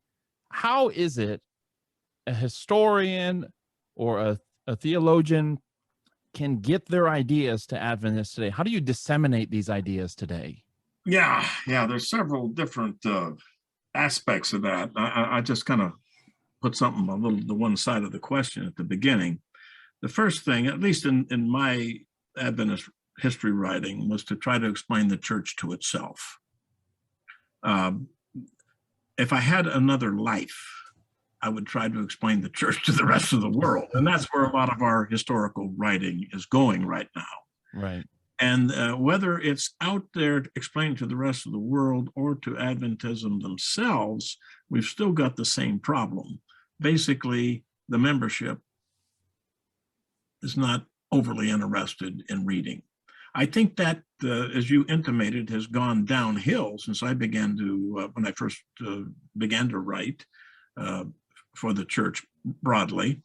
Particularly, let's see, I'd say the 80s, people had a very good interest in reading about 1888 and all that kind of stuff. And the reading, I just look at the seminary students I had over the years. The interest in reading definitely went down. They're going to get more and more of their information from blips and blops and podcasts and stuff like that. The printed page will not go out. The trick is always to get people to read it. Many years ago, I've written 4 daily devotionals, and one of them I wrote was called Lest We Forget. I very seldom ever have doubts about my writing. And my wife does my typing. I'm computer illiterate. And so I write it by longhand. She writes it out. And we got about 1.5 months into that daily devotional on the history of the Adventist Church. And we looked at each other and we said, is this really a devotional? And so I sent it off to a review, and I said, look, you guys kill this thing if you want. I've got serious questions. And they said, no, this is, and that turned out to be the best-selling book I've ever written across all languages. And, it just exploded. Yep. And people wrote me, oh, it was so exciting that I read the whole thing in one day. It was so exciting. I read the whole thing in 1 week. Why don't people do more of this? I said, I've already written 12 books on the topic. I read them. But I divided up into 365 bite-sized segments, and people swallow the whole thing without chewing. It's wild. I always say that any idiot can write a book, and it's a little more difficult to publish them. It's terribly difficult to sell them, and it's almost impossible to get people to read them. Yeah. And this is not a new problem, but I will say that there are some changes that have taken place. One is the move away from concerns in Adventist history. And maybe that's just because we just continue to live on and on and on. I mean, exist as a world on and on as a church. That's part of it. But the outlets, we used to have, when I became an Adventist 60 years ago, we had 3 North American publishing houses. Yeah. Then we had 2, then we had 1. And then we had, 50 or 60 or 70 ABCs, and now they're dwindling, and, who goes to them? New converts and old guys like me. Back in the early 90s, although I'm not friendly with electronic stuff, I kept trying to urge our publishing houses, get a mailing list. That's going to be the future. That's the only way you're going to advertise, and nobody did. And now we are where we are with a collapsing ABC system.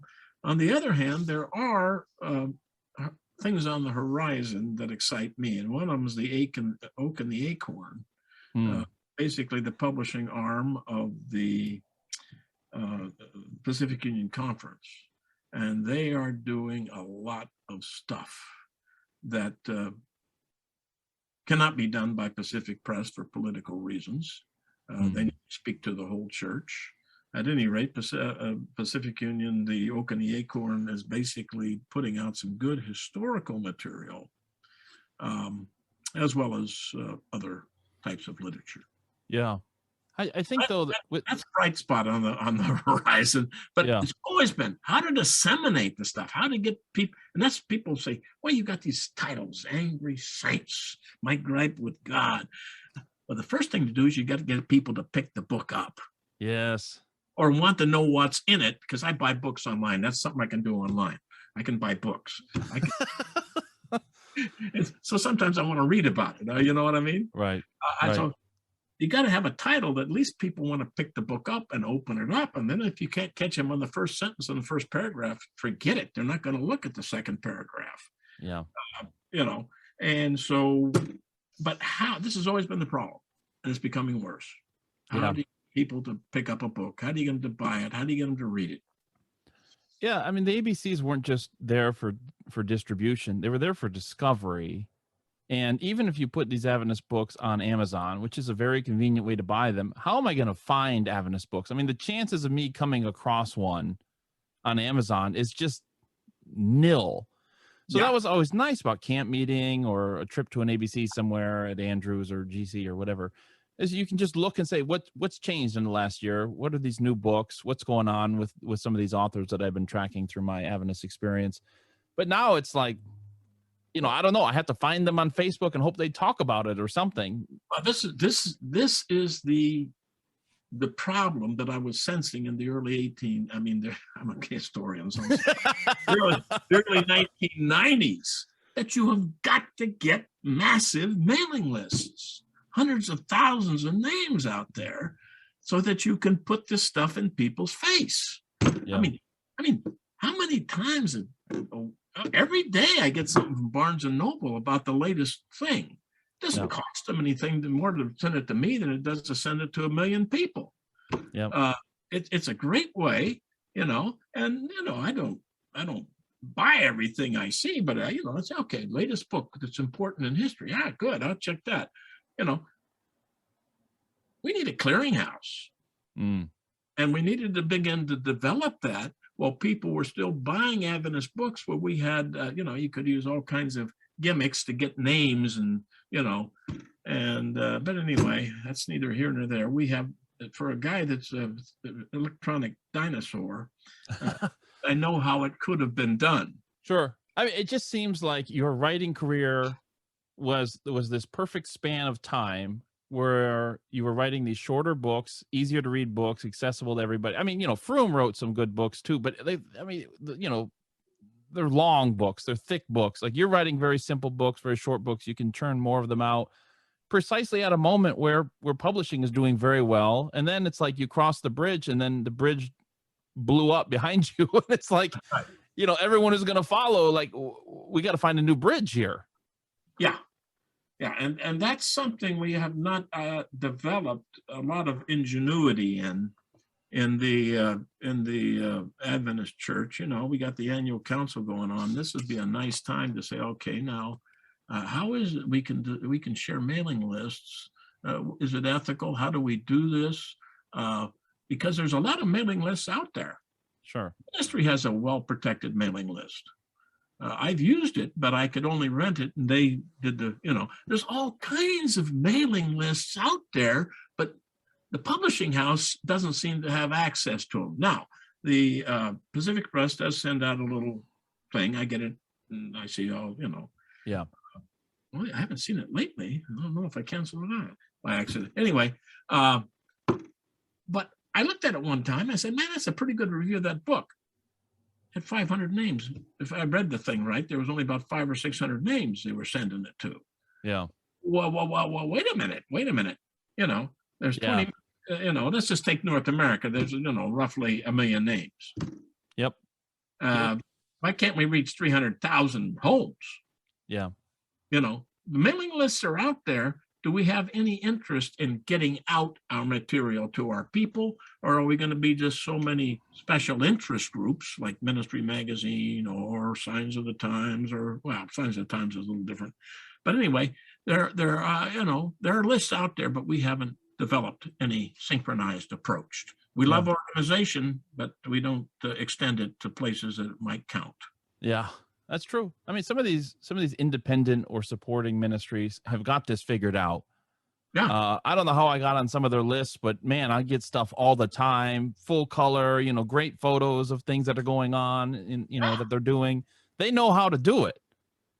Yeah. And even if you take a look at the Adventist Review,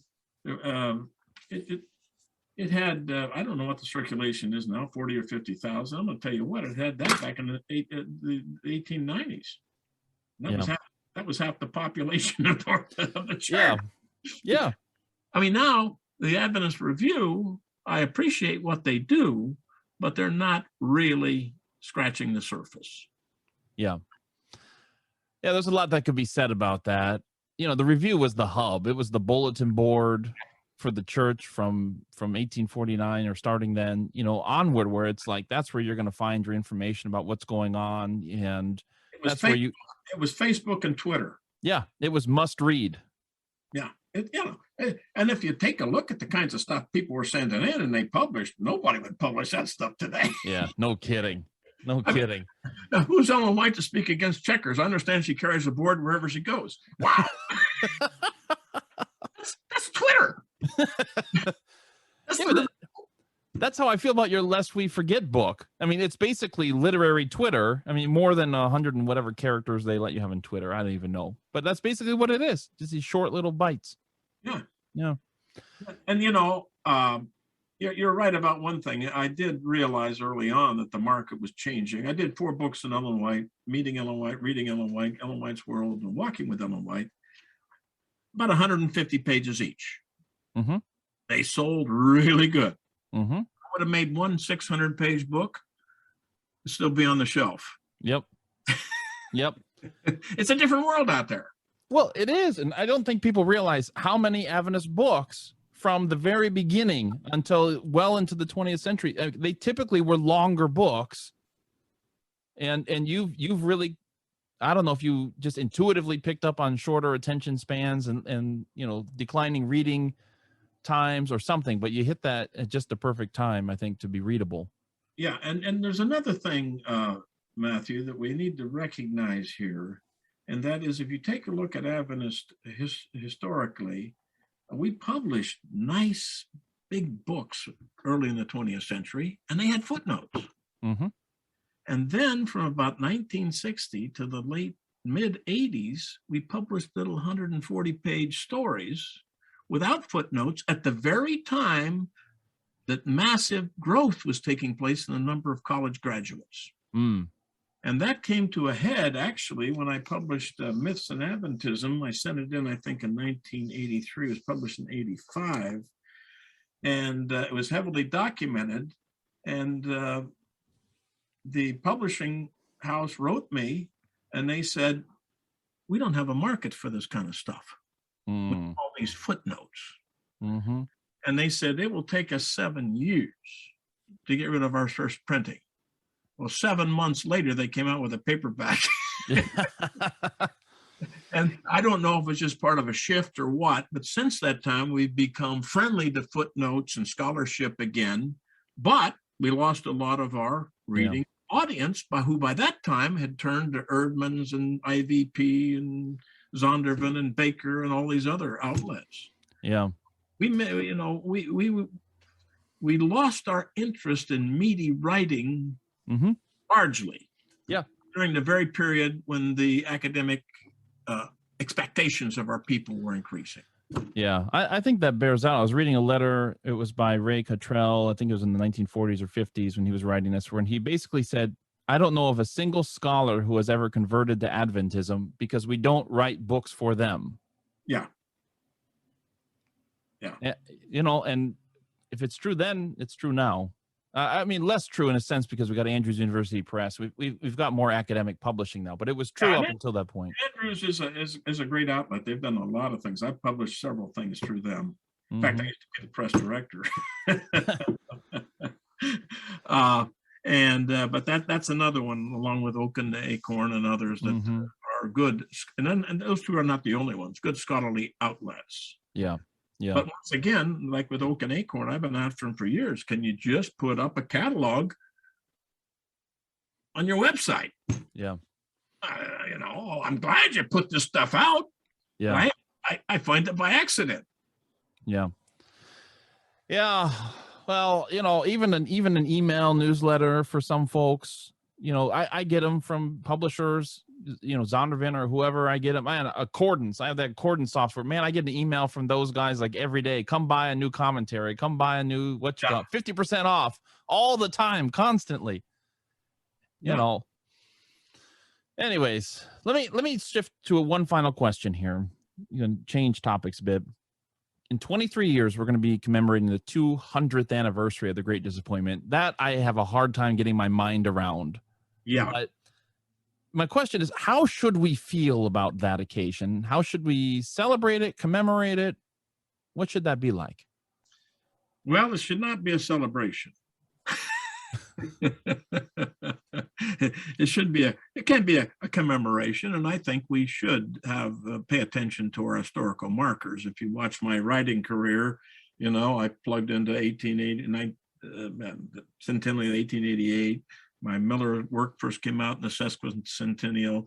My work on organization of the church, my history of that came out 100 years, 1901, 2001. I think we ought to do these things. And I suppose we ought to put their meaning in perspective. I remember it was 1988.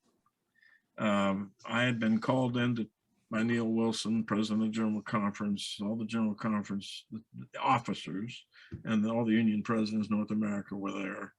And so I'm supposed to make this statement about what 1888 means. Well, my first statement was we didn't have 6 million members, which was a massive growth.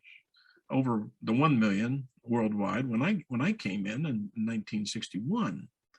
But I said, these 6 million members are not a sign of our success. They're a sign of our failure. And I could say the same thing today with 22 million, or if we had 120 million. The meaning of Adventism, we should not be commemorating these things on earth. We ought to be in heaven. Yeah. But as time goes on, we get focused on issues that have nothing to do with mission and are often counter mission. Just take the administrative energy and expense that has been used in trying to limit the number of Adventist ministers. That is, to cut out the female sector. Yeah. And to discipline those who have ordained these people, realizing that ordination is not a biblical word in the way that we use it, nor is it a biblical issue. It basically means to appoint. That God has blessed your ministry, therefore we're going to give you this public recognition. Great. I mean, why fight about that? Yeah. I mean, I don't care. I mean, I'm happy that if we got, let's just say 10,000 male preachers in this country. I'd be happy if we had 10,000 female preachers in addition. That'd give us 20,000. Right. But no matter what, we've only got so much money. You bring this whole group of people together to study ordination from around the world. They meet over how many years? They spend hundreds of thousands of dollars, and then you hide the stuff under a bushel. I mean, yeah. I wrote a book. I wrote a speech at the 2000 General Conference session. If I were the devil, that's exactly the way I would approach things. Yeah. Yeah. You're either going to be serious about this is mission, or we're going to get just sidetracked into machinery. Yeah. And counting what we already have. You've probably heard me say, Matthew, that all the trouble began in Adventism when we learned how to count. Boy, do we love numbers. Yeah, and if you can't count it, it doesn't have any value. Yeah. And the truth is, those things which cannot be counted are the most important. Yeah. Anyway, You're a pastor, you know what I mean. Yeah, I got you. I was just doing an episode on the Revised Standard Version and how Adventists reacted to that in 1952, and I saw an article explaining how many spools of thread were going to be used in these Bibles, how many, how much cloth, how many, and I'm thinking, of course, that's an Adventist thing, like how much raw material does it take to print these Bibles? If they were stacked so high, they'd be up, and I'm thinking, really, that's what we're concerned about. Yeah. We love our numbers. We love them. Yep. All right. Thank you, Dr. Knight, for your time. Appreciate it. We'll let you go. Okay, my friend. You have a great day.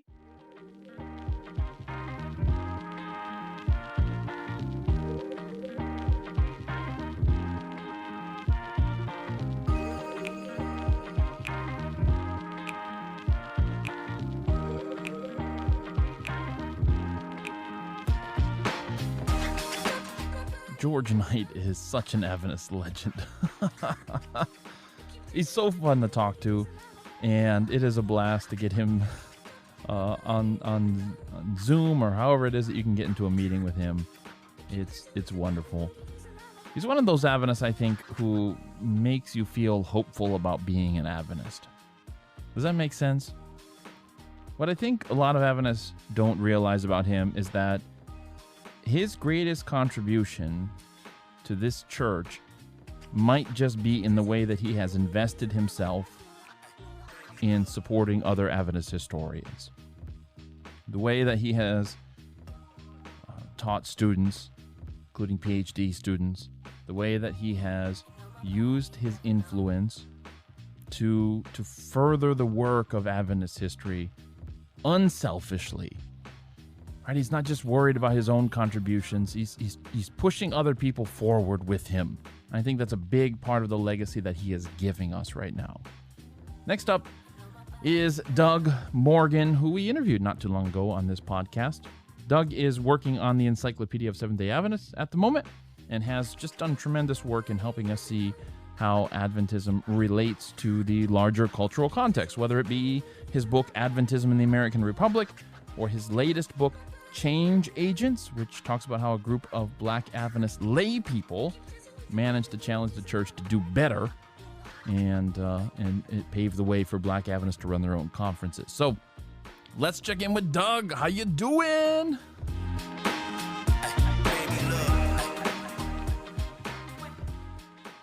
I was telling George just not too long ago that we're 23 years away from the 200th anniversary of the Great Disappointment, which is insane to think about. But I guess we've been studying Ellen White for a long time now. Is there really, do we anticipate any surprises in what we could possibly learn about her at this point? My own view is that we're really just getting started. I don't know that I think with all the sources that we know of have been open now for a few decades.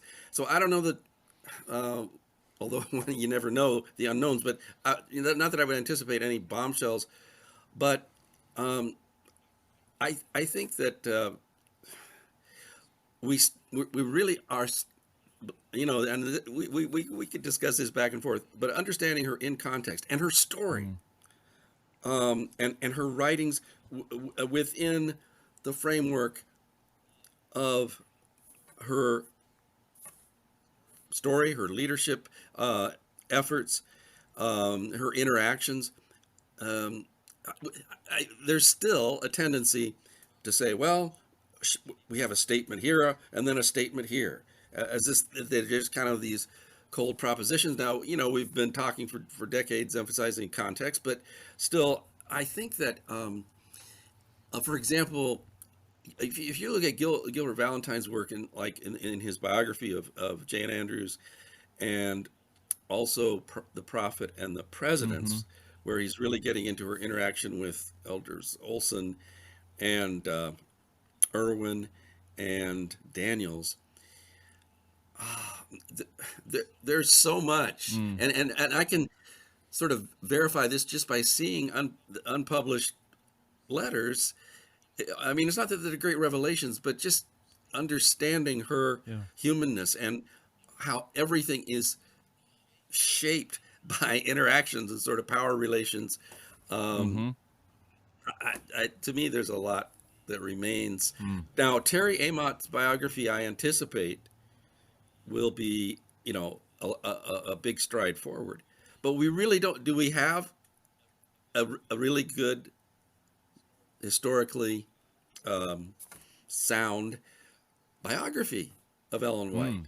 I mean, I think if you put Georgia Knight's work collectively together, you could say yes, but and there's the Prophetess of Health, but I think anyway, it's hard to just throw Prophetess of Health out. I'm sorry, there. Ron. I don't mean to be dismissive, but that's. And it's the opposite, man. Yeah. I have an enormous respect for it, but it's not. I don't think he would claim that it's a fully well-rounded biography. Of course. And Jonathan Butler has been working for off and on for quite some time, and I anticipate he'll have an outstanding biography too. But I think there's still good stuff to come. How revolutionary or so what you're saying is to maybe to visualize it this way, it's unlikely we're going to find anything in the breadth of her story, in the sense of we're going to find out she went and visited China or something that we didn't know about. We're unlikely to make a discovery there. It's really about going deeper through the material that we do have about her. We might find, of course, some I don't know, a county record, or maybe we find some letters in an attic that were, I don't know, somebody's letters that they'd written and they'd talk about Ellen White. We might find some kind of color, I guess, to the story that way. Unlikely to be a big bombshell, but really it's just about going deeper. And that's where you see a lot of the growth that's going to come. Yeah. In the book, Ellen Harmon White, American Prophet, the multi-authored book, Graham Sharrock has a chapter in there entitled Testimonies. where he does this type of thing. He puts it's something relatively familiar. It's from the 1850s, where the one woman is accused of saying a bad word that rhymes with witch, and it's known. It's in Testimonies Volume 1, but he puts it he puts it into a story in a way that I think is fantastic, and yeah. That should be exciting, though, I think, for people, because I think people know a lot about Ellen White, but it's colored by the legend of Ellen White, if I can put it that way. Right. It's colored by all these things that they grew up hearing in Arthur White's volumes. And I don't want to take anything away from Arthur or any of those folks. They were doing the best they can. I'm sure they could at the time. We've got access to more things now. We are also, our primary goal is not to be an apologetic resource, when we do history. But it seems that people are, I imagine, when these books that you mentioned are going to come out, are going to just say, I thought I knew Ellen. I didn't know her as well as I thought I did. Just in a positive way. She becomes more of a real person, I think you had said. Yes. And that's needed because, Ellen White, the champion, Ellen White, the legend, Ellen White, these, the visionary, whatever, are all fine portraits of her. But it seems that when we focus on them to the exclusion of just Ellen White, the real person, the historical Ellen, that's what we'll call it. We miss out on something. So we'll put a pin in that. Do you know when some of these books might be coming out about Ellen White? These biographies? I can't say for sure. Terrie Aamodt is writing in the Pioneer Biography series, and I understand that it always happens, so it's like almost the norm. But something comes up. The life happens, put it that way, and so she had a significant delay. But she, along with Ron Numbers, and I think, and Gary Land, the late Gary Land, were the key figures in pulling together a conference on Ellen White in Portland, Maine, in 2011. They got a major grant for it, pulled in Adventist and non-Adventist scholars, and then that led to the Oxford University Press book, Ellen Harmon, White, American Prophet. And so Terrie has a chapter in that, and she's published articles here and there. So it promises to be outstanding, and hopefully it's on the near horizon. Jonathan Butler, he, in a way, in some significant ways, was the inspiration and mentor for me, and I think he's a fantastic writer, perhaps the best that we have. But he works very carefully, and he had a detour away from Adventist academia for a few years, and now he's getting back to working on this biography.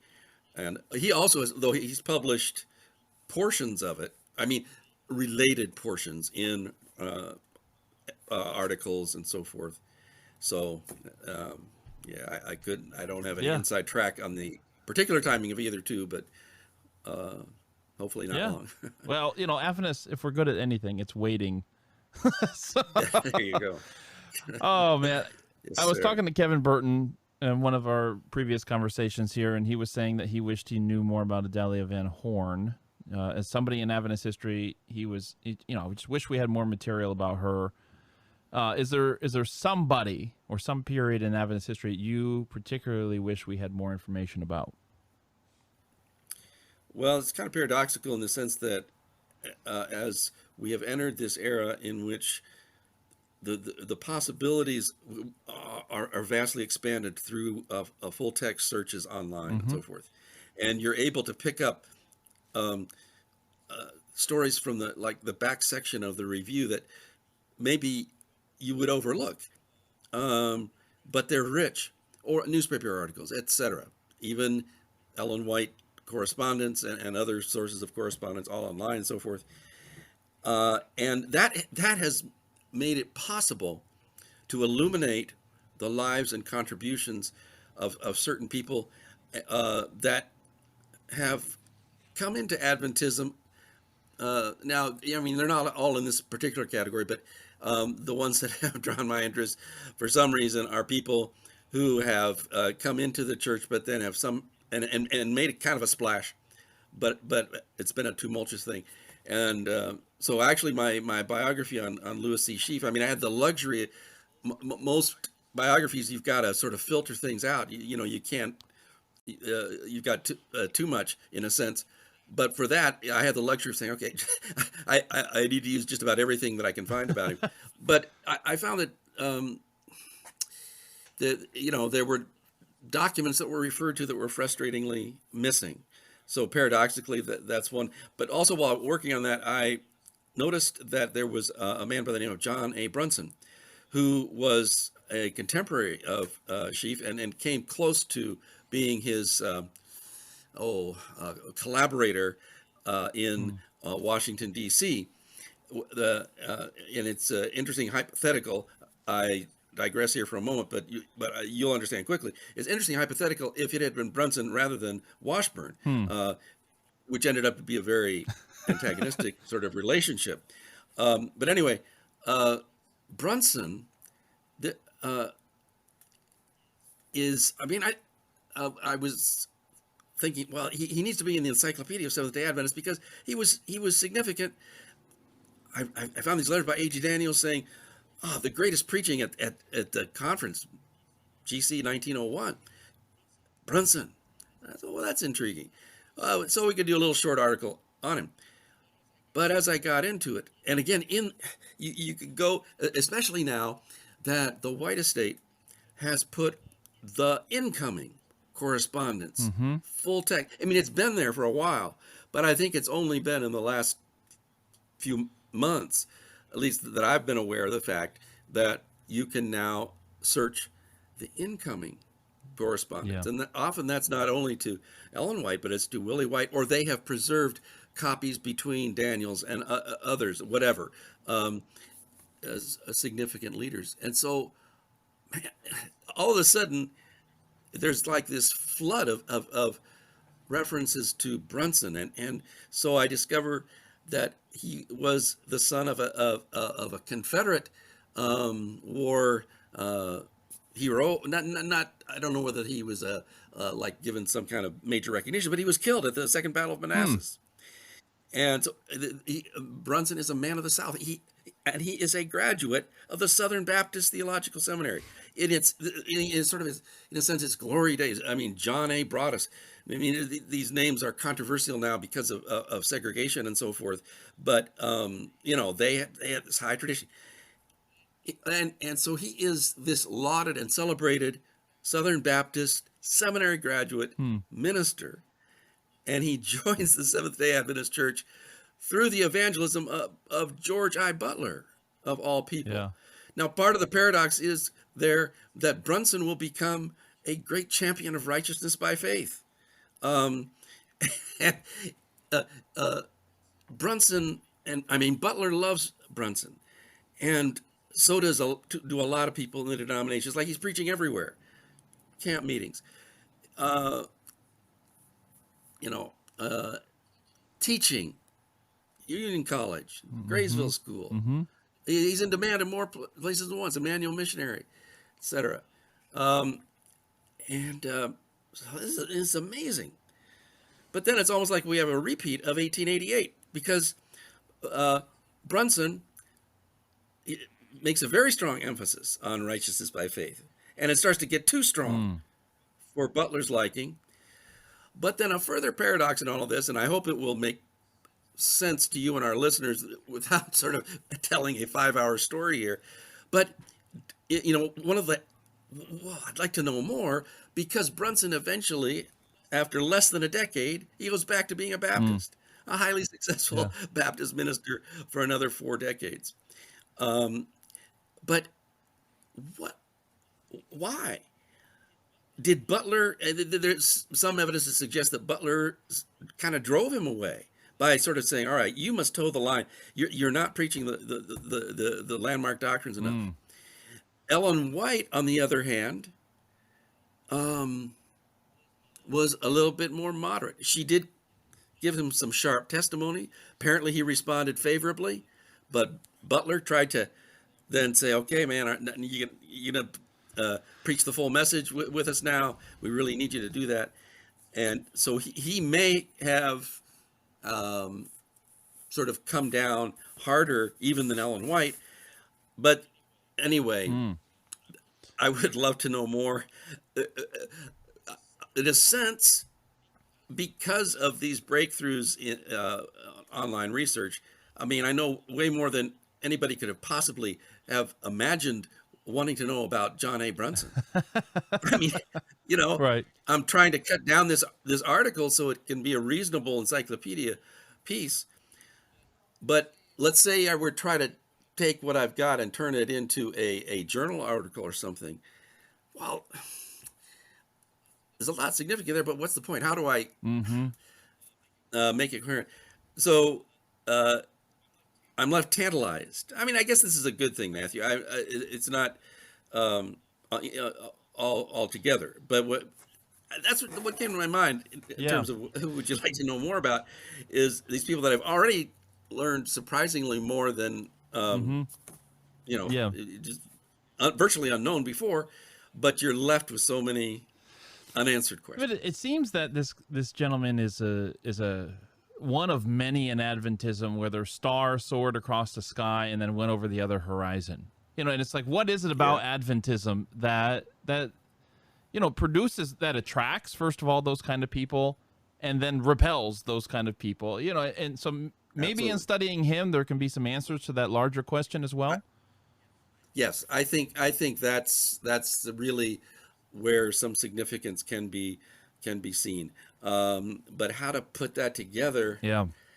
I mean, I think it reveals so much about the boundaries of Adventism, as you said, the attraction, and then what pushes it away. But there's just so much ambiguity in sort of lining up those factors. But no, I agree with you exactly that these can be very revealing, even though they may not have been, prominent for a long time. Yeah. I mean, it seems, definitely in that period of the last decade of the 19th century and the first decade of the 20th, Adventism was a place where big personalities could come. Kellogg and Jones were swinging around. And of course, with Ellen White out of America, Jones had kind of free range, it seems. You could be somebody like, if you're going to join the Roman Catholic Church, you're probably not going to be Pope. You're probably not going to be a cardinal. But if you join the Adventist Church, you could be somebody of influence. Yes. Sheafe, he's already a well-known Baptist minister. Yeah. He joins the church, and the next week he's preaching at Battle Creek Tabernacle. Right. So you do see that in the 1890s with both of these gentlemen, Sheafe and Brunson, SMI Henry. Now there's another one, it's just too bad that she died so prematurely, because it would have been very interesting to see how her relationship with Ellen White developed. And so forth. But anyway, I mentioned that because you do have these, interesting pattern in the 1890s of these conversions, if you will, high impact but short-term impact in Adventism. Yeah, definitely. And even today, it's hard to have perspective on things that happened recently, but you still have a church, I think, a denomination as a whole, that is uneasy with certain types of people, creative people in particular. It's like, what do we do with them? You have that whole record keeper saga in the denomination. It's kind of like we don't. We want to give them some freedom, but we're not sure how much freedom, creative freedom that folks should have in the church. I'm not going to say that's unique to the Adventist Church, but it seems like we're still wrestling with some of this stuff. It's still a place for big personalities, but there are rules. There are unwritten, invisible rules of what you can and cannot do as a big personality in the church. And, anyways, that would be a fascinating article. I look forward to seeing, if you can nail this thing down here sometime soon. We'll be happy to share that with folks. But that's kind of what's exciting about Adventist history these days is, man, it's like months past, even less sometimes, where I'm learning about somebody I'd never even heard of before. Mm-hmm. Like, that's what's exciting. It's not just, Ellen White, Yes. Ellen White, Ellen White all the time. It's like we're learning about Right. all of these main characters, supporting characters in Adventist history, how they interacted with some historical event that happened, in politics or economics or whatever, social movements. I'm thinking of Protest and Progress, and yeah. Yeah, and that brings another one to mind. Not somewhat the same category, but very different in some ways. And that would be William Hawkins Green, who was the first black minister to head what they call the Negro Department. Mm-hmm. He had been a lawyer in North Carolina. Then he moved to Washington and practiced there for a couple of years. And then under Sheafe's evangelism, he joins the Adventist Church. Just a couple of weeks ago, I got an email from a woman in North Carolina, not a Seventh-day Adventist, but she's researching sort of highlights of black history in North Carolina in connection with kind of a social justice campaign. I don't have the exact terminology in front of me, but she's asking me about Green because she's finding him to be involved in racial politics, civil rights in North Carolina. Huh. Now, this was before he became an Adventist, but that's still very, very significant because we want to know what type of people became Adventists and why. Yeah. So there's another one that, be nice to know a lot more about. Yeah, absolutely. Absolutely. I do want to shift gears here for this next question, and that is because I think folks who are familiar with your recent work, you're focusing on minority concerns, social justice, racial justice issues with Sheafe's biography and with change agents. 20 years ago, this year is the 20th anniversary of Adventism in the American Republic, published in 2001, of course, which is crazy to think about for me, that it's been 20 years. I'm sure it feels about the same for you. I was telling George, I don't know if we're going to include that in the interview or not, but I was telling George in our conversation that, I don't think anything that's happened over 20 years would challenge in any way, shape, or form anything you wrote in the book, but it would certainly supply you with new evidence for your conclusions if you wanted to, because we've had a pretty jam-packed 20 years. If you wanted to look for something to chew on in terms of how the church relates to the United States. Is that a subject that you think is behind you, or is that a subject you might return to again in the future? And in a way, you've kind of never left it. You're still working on how individual Adventists are relating to the United States in particular. Might you come out with a new edition of that book? Well, it has crossed my mind, and the fact that someone else would mention the possibility is something of an encouragement. It's sort of been in the category of a number of things that are on the possibilities list, but just haven't really gotten to taking a serious look at. So, yeah, I mean, honestly, it was my perception. Who knows what the reality is, but for a long time, I didn't think that it was really getting very much attention. Mm-hmm. But I think we've had a recent sort of wave of generation of younger historians, yourself among them, that have found some benefit from that and found some things to jump off from, in it. And so, yeah, it's something to think about. Anyways, I'd encourage you in that direction, because I think, I know it's available. It's for free. It's ASTR has it on their website, I think, right? Yes, as a PDF. As a PDF, all right. But if you download it, let me just tell the audience, you still need to send Dr. Morgan $20. All right, so PayPal him. Do you think that books and articles, as well as, of course, in-person instruction in the classroom, are going to remain this main medium for teaching Adventist history? Or, I was talking with George about the declining reading of books, the closing of ABCs, and things like that. Seems to be the breaking of a bridge between authors and readers, or between scholars and lay members. So do you think that books and articles are still going to be the main way that people teach Adventist history to the Adventist public, or do you think there's some new technologies that ought to be utilized? Yeah, well, no, I think definitely the latter. I've thought for a long time that we need a new Seventh-day Adventist history textbook. Mm-hmm. I mean, Light Bearers is fantastic, but it's 20 years now, and but I think now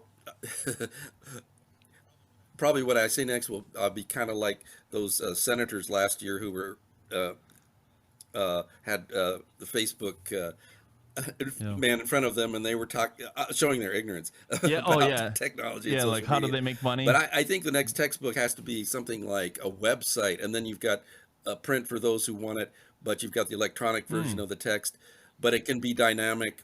And you've got all the social media connections.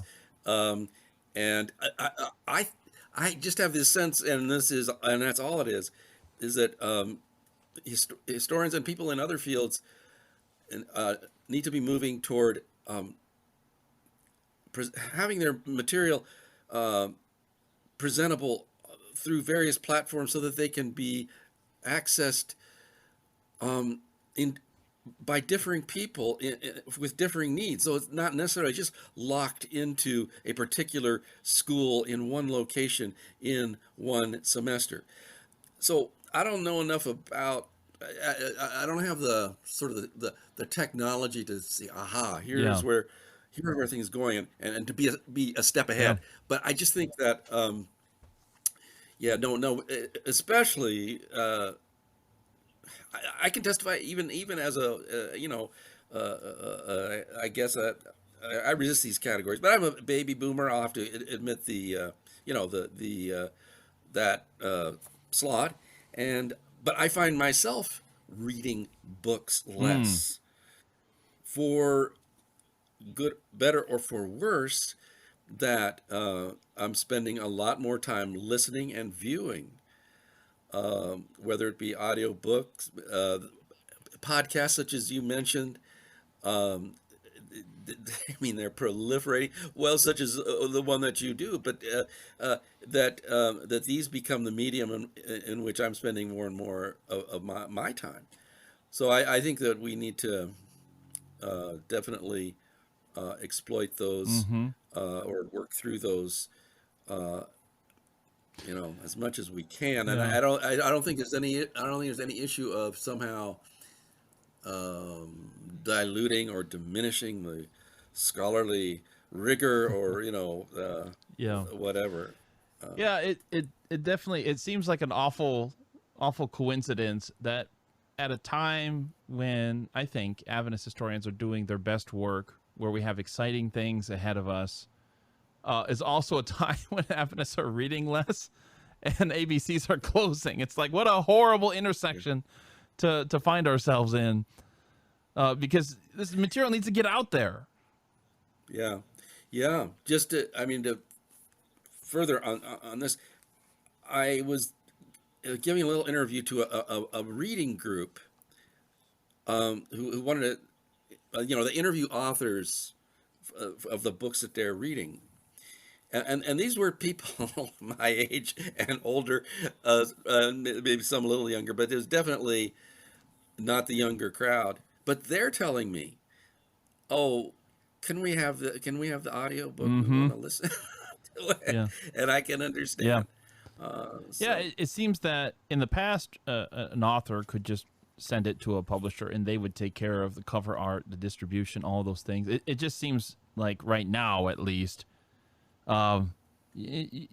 somewhat got to sort those things out on your own, because it's hard to distribute it. It's hard for audiences to discover it. We with you used to go to camp meeting or go visit an ABC, and you'd see what all the new books are, and it's like, you put your book on Amazon now, good luck on anyone ever finding it. Right. It's not going to happen. Right. No, I think that's a huge challenge. It really is. So I'm sure something will rise up, Oak and Acorn, or somebody is going to figure out a way to help authors find readers, or in readers to find books who want to find it, whatever form those books may take. But we don't seem to have a very effective model right now for discovery and distribution. Right. No, you hit the key there, that the challenge there. Well, the General Conference wants to send 1 billion copies of the Great Controversy out, so maybe they can bundle some other books in with that. So, how do we get on that list? Yes, bro. There you go. Good. I appreciate your time, Dr. Morgan. Wishing you all the best in your endeavors as part of the team with the encyclopedia, and in your own personal projects as well. We'll catch back up with you again before too long, I'm sure. Well, thank you. It's been really a privilege and a joy, fun experience to talk with you. I really appreciate your inviting me to engage in this conversation with you. Anytime.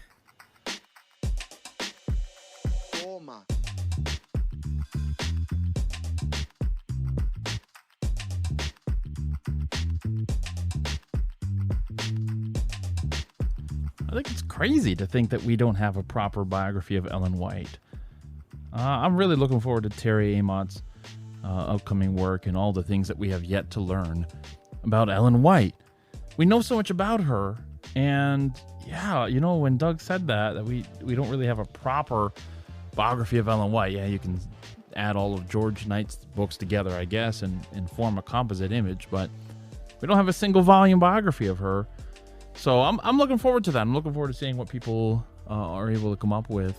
If you want to go check out the Adventist Encyclopedia, you can just go to encyclopedia.adventist.org. Really, it's a fantastic resource.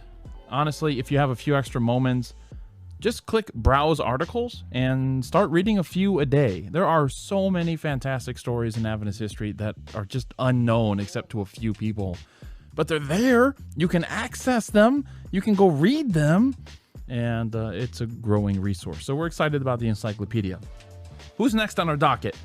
Oh, yeah, it's Michael Campbell. Well, it's about time, isn't it? Now, I have some good news about this interview and some bad news. Which do you want to hear first? I'm going to pretend you said the good news. Okay, the good news is that Michael actually stopped by my office on his way up to Andrews. So we recorded this one in person. I had a meeting right before he arrived, so I was just rushing to set up the microphones and stuff for us to record in person, because really I've never interviewed somebody in person for this podcast. So he was the first, and that's awesome. The bad news is that I'm a doofus, and I forgot to check my settings. So I think all of this is just computer audio. I never turned the microphones on, for lack of a better word. I mean, it was all plugged into the soundboard. I know you don't want to hear all this. It was all plugged into the soundboard and went into the computer to record, but I forgot to set the computer to listen to the soundboard with the microphones attached to it. So the computer was just like, I'm just going to use my own speakers and my own microphone. Ha ha ha. So it was like a perfect storm here, because I could hear Michael and I just fine through the soundboard, but the computer just wasn't getting anything from the soundboard. So my bad. Just after I was talking about atoning for George Knight's interview in a museum. Okay, it's not that bad here. You should start. So anyways, I apologize for that. I've cleaned this up as best as I could, but don't let the audio challenges distract you from the fact that this is a great conversation, because it sounds like a great book. Here it is. Thanks a lot, Matthew. No, I think you teach just fine, but like, who's going to pay, right? Because everyone now is like, well, go into a STEM field. Don't go into things like journalism or history. Heresy is much sexier, so I'll be the heresy hunter. Do it. Yeah, you can be like Dog the Bounty Hunter, but for heresy. Right? Do I detect a little Pelagianism in your theology? All right, we have Michael Campbell sitting across from me. Literally, this is the only interview where somebody's actually sitting across from me in person. You are driving through Peoria, Illinois, where I pastor. Michael, why are you here? I can't resist the temptation to just see Matthew in his native habitat. Well, I'm sorry to disappoint you. Well, hey, it's been a lot of fun to collaborate with you, and I'm on my way to Andrews from Southwestern, and have a good friend that donated a whole bunch of books on early modern history for my wife. So I'm driving our car, and it's going to come back fully loaded with books. So hence, rather than fly, I am driving, and this turned out to be just the perfect stopping point for lunch. And I thought, man, I gotta look up my good friend Matthew. So yeah. Well, here we are. Here we are. You are husband of the year, because I think any husband who will drive the car from Texas to Michigan to pick up books for her, like not just pick up books, but load books. Yeah, 1,500 books. 1,500 books. That is a hero, my friends. Bring me through my education, so it's the least I can do. Yeah, absolutely, man. Absolutely. All right. Well, I think we have some things to talk about. Do we? We have some things to talk about. First of all, is this novel idea that we were just banding about a professor who pays their way through life by going from town to town teaching history. Netflix, if you're watching or listening to this right now and you want some original content, Michael and I are ready to talk. We can make this movie. Come on, Netflix. It can be done. Let's get some money on the table here for this just groundbreaking. I mean, why make Transformers 9 or Fast and the Furious 10 when you can make this movie right now? All right. Well, with that said, while Netflix is considering the offer, I thought we could talk about the state of Adventist history right now. What are some fields that are being talked about? You know, maybe something that's new that aren't being studied 30 years ago, or 40 years ago, 50 years ago. Like, what's going on in Adventist history? And like, where is this field going right now? Yeah, great question. I think what I see is there's a lot of creativity that's happening in terms of the field overall. There's a couple of different waves of Adventist historiography in the 19-teens leading up to 1919 Bible Conference, which is kind of my wheelhouse. You have several historians who are first kind of generation of historians, and they kind of disappear for the most part. You see a resurgence of Adventist historiography in the 1970s with people like Don McAdams and Ron Numbers, Ben MacArthur, Gary Land, others, kind of a whole new generation of historians that kind of challenge the church, some more provocatively than others. Mm-hmm. And that kind of is the second wave. And then in the late 1980s and 1990s, you have George Knight, who's kind of picked up the mantle, and he takes some of the best elements of Adventist historiography of the, and what he is a genius at is taking some of those historical methods, but doing it in a way that's less confrontational and kind of re-evaluating, reimagining the Adventist past, and popularizes it. And his great contribution, I think, is training a whole generation of Adventist historians. And I'm one of them, who's my doctoral advisor, among a number of others that have really helped to open and shape the field. He's led out in a series of biographies, as well as his own books, and then training a generation of students that have really reshaped the field. So I really consider him the dean of Adventist historians. Mm-hmm. And it's that generation of students that have really begun to look and picked up that mantle and started pushing in new directions, both reimagining both early Adventist history. You have, the core fundamental beliefs of Adventism that a series of dissertations have looked at, but then also in the 20th century, you have people like Julius Nahm, my good friend that was just a little ahead of me there at Andrews, who looked at questions on doctrine. Mm-hmm. We collaborated on a 50th anniversary conference together. Yes.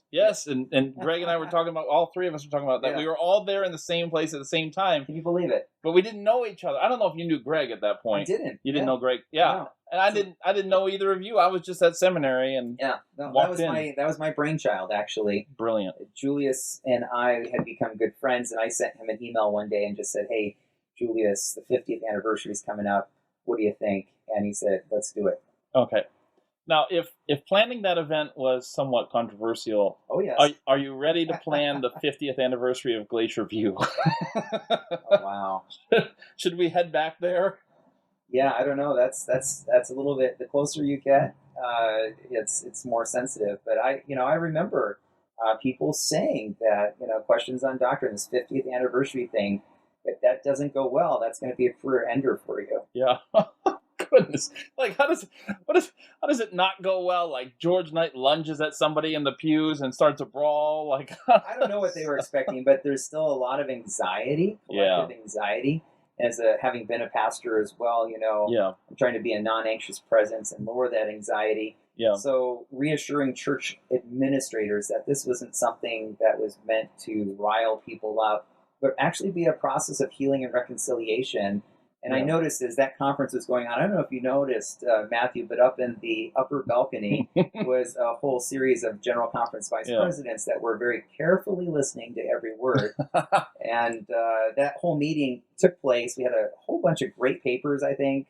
Different sides were, I don't know that people, like Colin Standish, Russell Standish, I don't think they changed their minds any more than someone like George Knight did. Yeah. But the amazing thing was at the end of that conference, and I had, this is the pastor, I had this idea, why not have a communion service? And I don't know if you remember that, Matthew, but there was Angel Rodriguez in the middle with Standish and Knight up front, and all participating in communion, because even though we disagree, we can all be part of that Adventist family together. Yeah. I mean, from a generation that didn't fight over that, didn't have a horse in that race. It's really just like, honestly, it's been a half century. Like really, like I understand there's some people who are going to get animated about these things and they will perpetually be animated. They've got their crusades, but 50 years, just, if we can't meet together in the same room after 50 years, what in the world are we doing? That's where my thought goes, right? Like, if we can't be civil, if we can't be professional, if we can't be Christ-like with each other after 50 years because of a book that was published, anyways, I don't know. But for me, it's crazy to think that we're a little bit about 10 years away from the 50th of Glacier View. The reason why it's so strange is because I think of questions of doctrine being like so far away. Yeah. And it's insane to think it's almost 50 years. Yeah. I mean, okay, I didn't grow up hearing about Glacier View. I was born, I wasn't old enough to remember it, okay? Mm-hmm.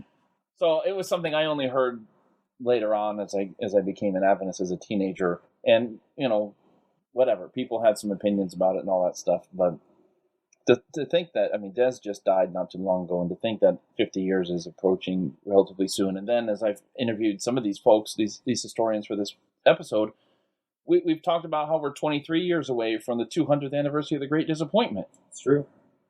I mean, 23 years. It's a hard thing. Like, we talk about 1844 so much, it doesn't seem like it was that long ago. And yet, 200 years, here we are. So I'll ask you the same question that I asked some of the other guests in this episode. How should we mark that occasion, the 200th anniversary? Should we just kind of, I don't know, have a prayer meeting somewhere at the General Conference? Should we do something in local churches? Should we gather at the grave of William Miller? How should we handle that? Well, historically, how our church has always done it is every 25 years, we have had a big Cause Day Celebrate, and the 150th anniversary was the first one that I remember at the Miller farm. They had a big tent. I know they did that for the 175th again. Mm-hmm. Big occasion. And, I expect that if historical precedent is any indication, we'll see some kind of historical event that will mark that. I hope that not only will there be some kind of physical event, but that there will be good self-reflection. What does it mean to be an Adventist after 200 years? What does that look like for our world today? Obviously, there are some aspects that are unique and distinctive, and there's some things that have changed with time. Yeah. Is it, and I think we're going to see in the blogs that exist, the Adventist blogs out there, is it something, should we be embarrassed? I'll just cut to the chase, that it's been 200 years. Yes and no. Because in a way, I don't think anyone could have ever imagined 200 years elapsing from, say, when William Miller was alive. I don't think anyone could have, in their wildest imagination, seen that. On the other hand, when you look at the grand scale of salvation history, how long were the Israelites in Egypt? 400 years. And so time with God is on a whole nother scale. So what does it mean to be Adventist? There is an eschatological dimension that I think should shape our thinking, should shape a sense of fervent expectancy. But on the other hand, it also should change the way that we live. Whether Christ comes or not within our lifetime, it should change the way that we live, how we relate to one another. And what I expect to see is Adventism, for example, climate change. I think that's going to be our greatest challenge of our lifetime and our children's generation until Jesus comes. What does it mean to be an Adventist with climate change going on, with sea levels rising? All of the dimensions that come with that, we have to acknowledge it's happening. And yet the promise of the second advent gives us hope to know that even in the midst of what looks terrible, sea levels rising, in Revelation 20 is the promise that there will be sea no more. So some of these apocalyptic texts that may not have taken on a lot of meaning to the early pioneers, I think as time continues and changes, that eschatology will continue to have a profound sense of shaping the way that we respond to the world in which we live. And so we affirm Christ as our creator, our redeemer, and ultimately who will restore this world and put all things right once again. And our calling isn't to worry about the exact time of the eschaton. Our calling is to be faithful. God's remnant people, that term we like to use, it's described always in the context of faithfulness. Here's the faithfulness of the saints, or the patience of the saints. Patience doesn't mean hurrying along. And if God's end time people are described as being patient, that indicates that we have to wait.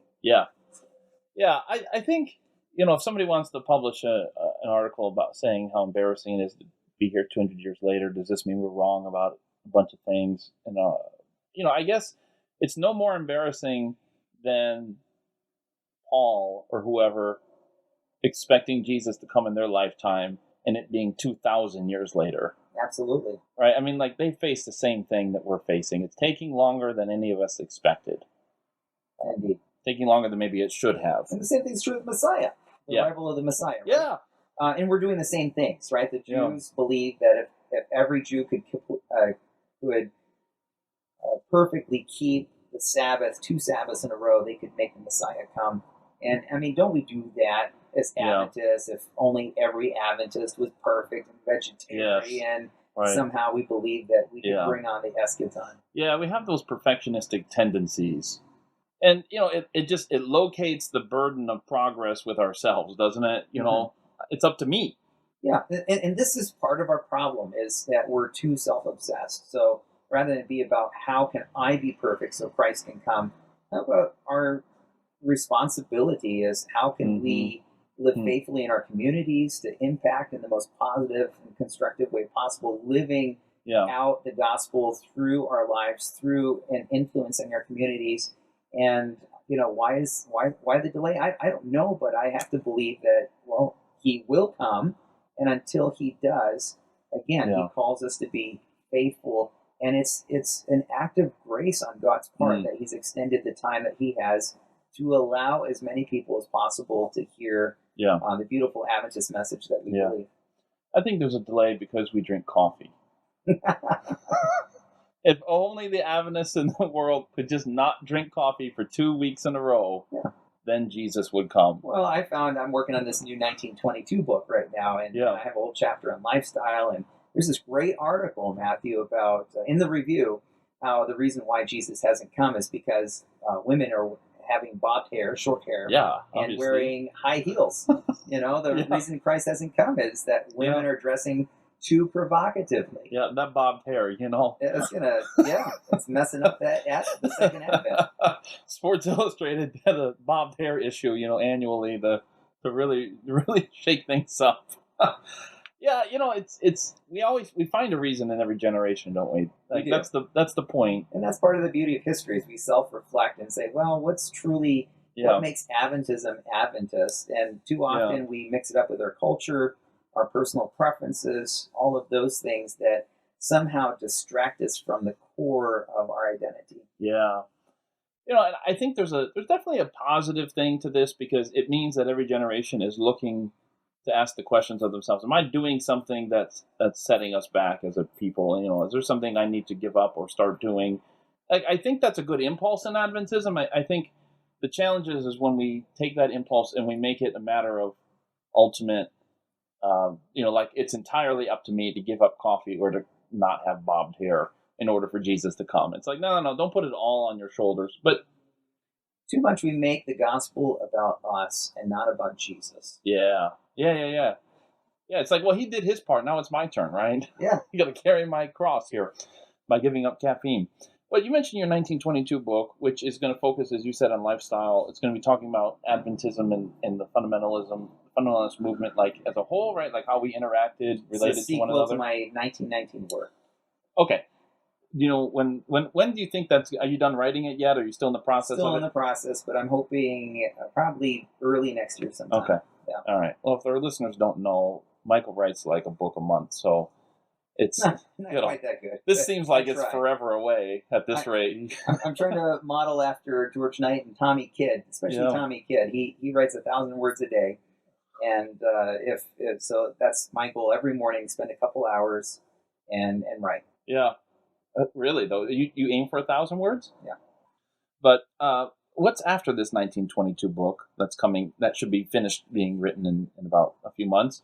You're gonna do like 1925? Are we just gonna like crawl through the 20th century? Yeah, I'm just gonna crawl through the 20th century, and you're like 90 years old, and you finally get to like 1960. I don't know what's next. There's a couple projects that are in the hopper at the moment that's getting close to being done.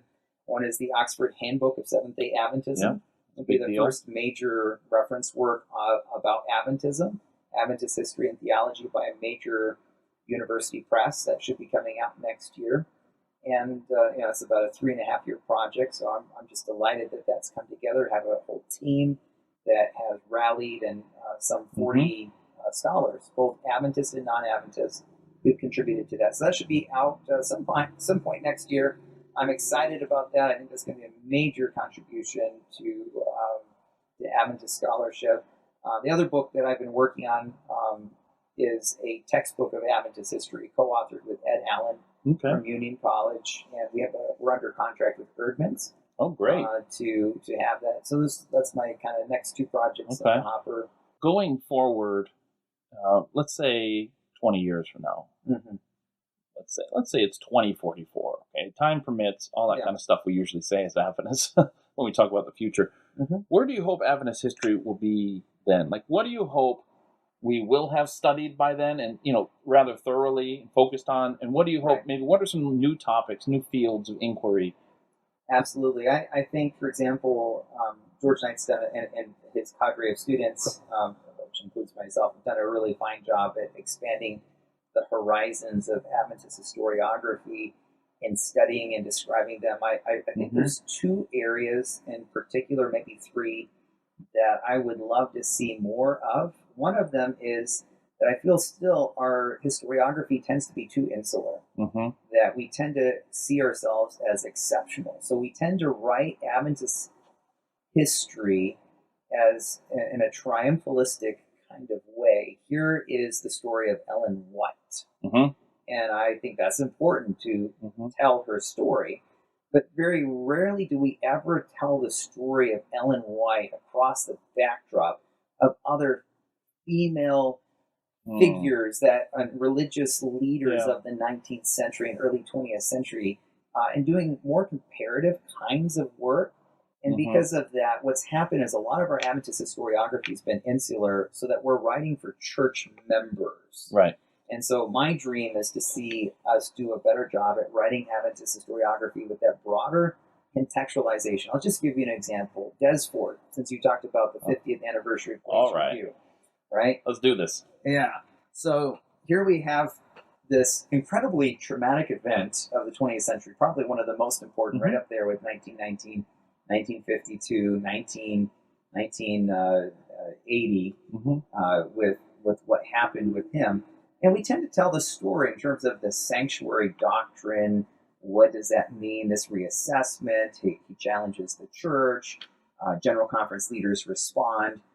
But I've not seen anything contextualizing the broader what's going on within Christianity in the late 1970s, early 1980s. Yeah. And so as I've read some of the literature that's going on, for example, Molly Worthen's book, Apostles of Reason, several other recent monographs of the same time period, one of the things I picked up is that F.F. Bruce, who was Desmond Ford's advisor, that one monograph I read made the argument that all of his students went back to their denominations and caused church splits.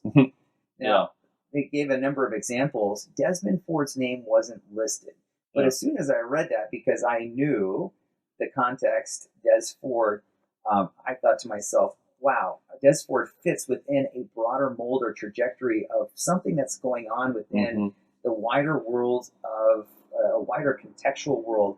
So we've talked about Glacier Review, but we tend to talk about it, how it impacts us and how it's split Adventism. But what's going on in the wider world of Christianity, these wider pulses, that how does Adventist fit within that broader context? Because obviously there is that wider context. We've just not spent time to really self-reflect on what that means. Yeah. I mean, I think if we do that anywhere, it's probably with the Millerite movement and the Second Great Awakening. Like, I think that might be the one place in Adventist history where, when we begin to tell our story, there's an effort that's made to tell it within the context of these revivals that are happening. But you're right. I mean, like, otherwise, we're just in our own little bubble. And so maybe, if I hear you correctly, what you're saying is, when we tell our stories of Adventist history and ignore how they interact with the world around them, then it tends to encourage that idea that we are exceptional, that we're somehow above history, like we're on our own track.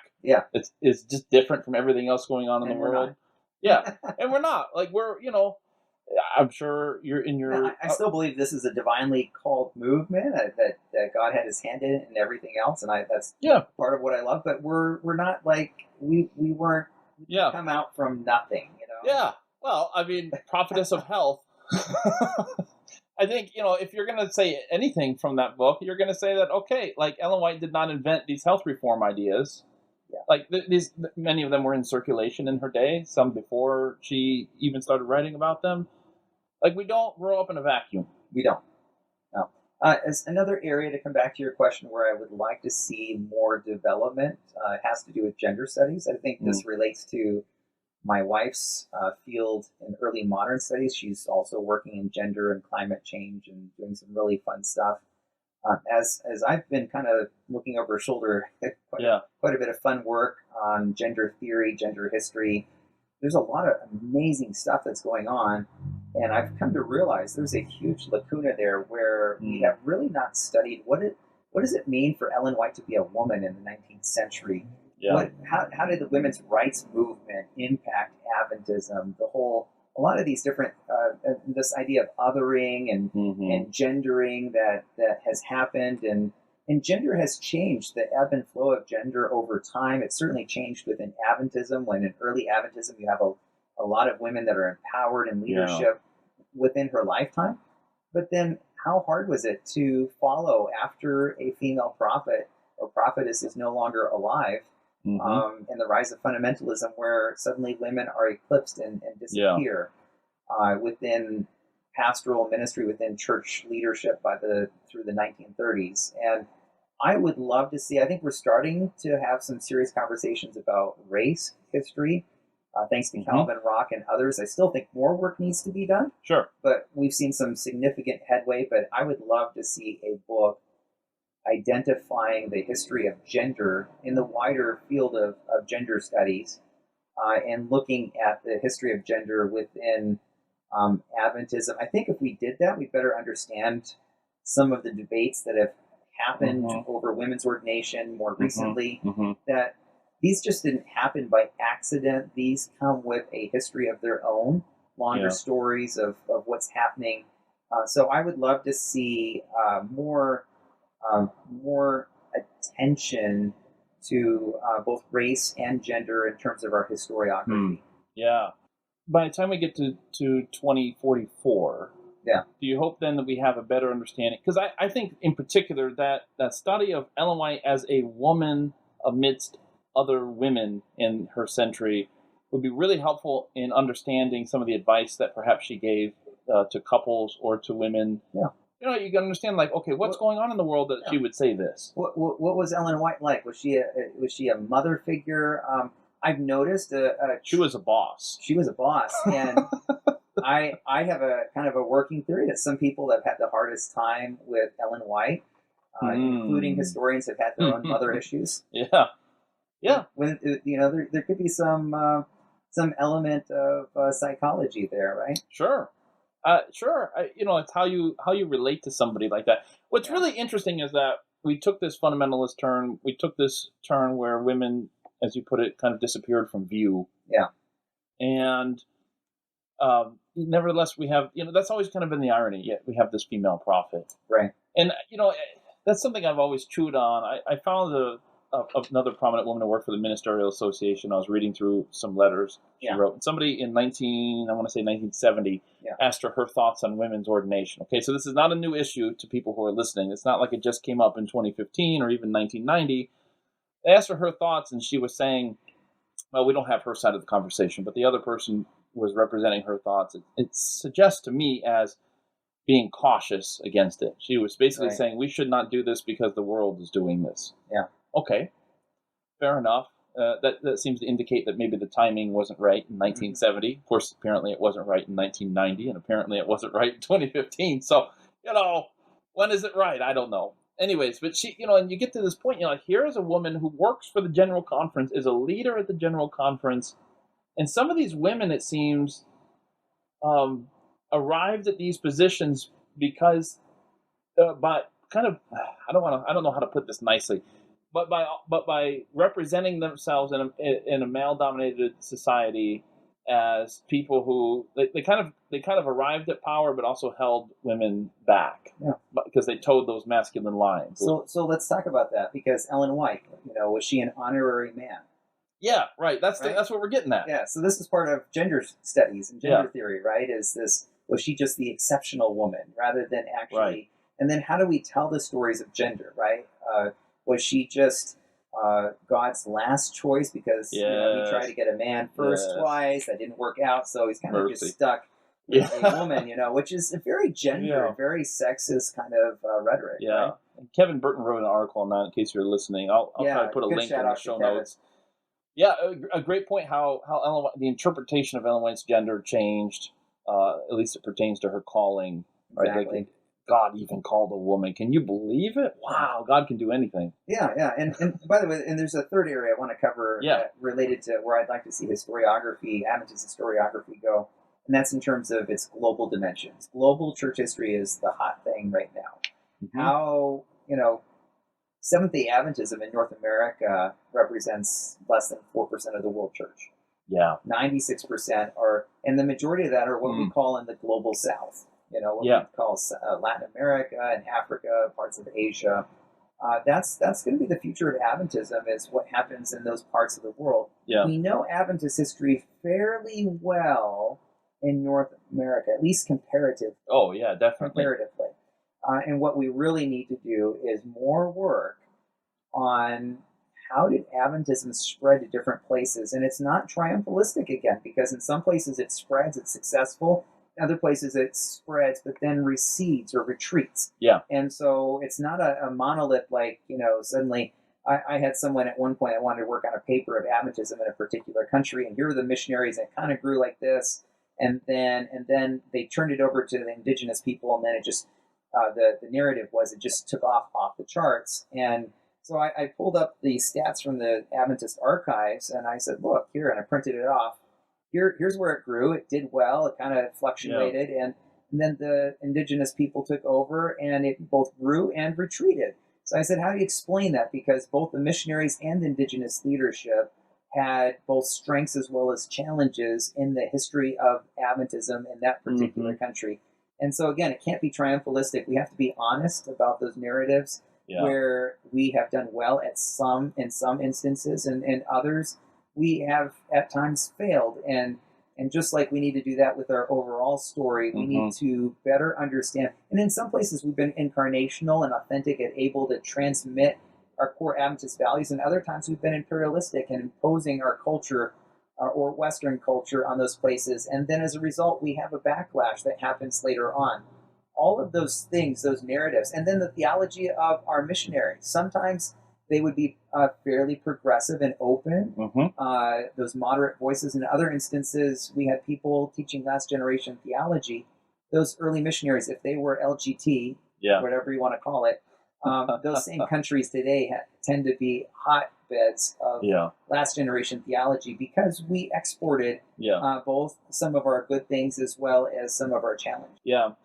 Let me ask you one final question. You mentioned this the need for a global history of Seventh-day Adventism. That's something we've talked about with some other guests in this episode as well. This is a definitely a felt need.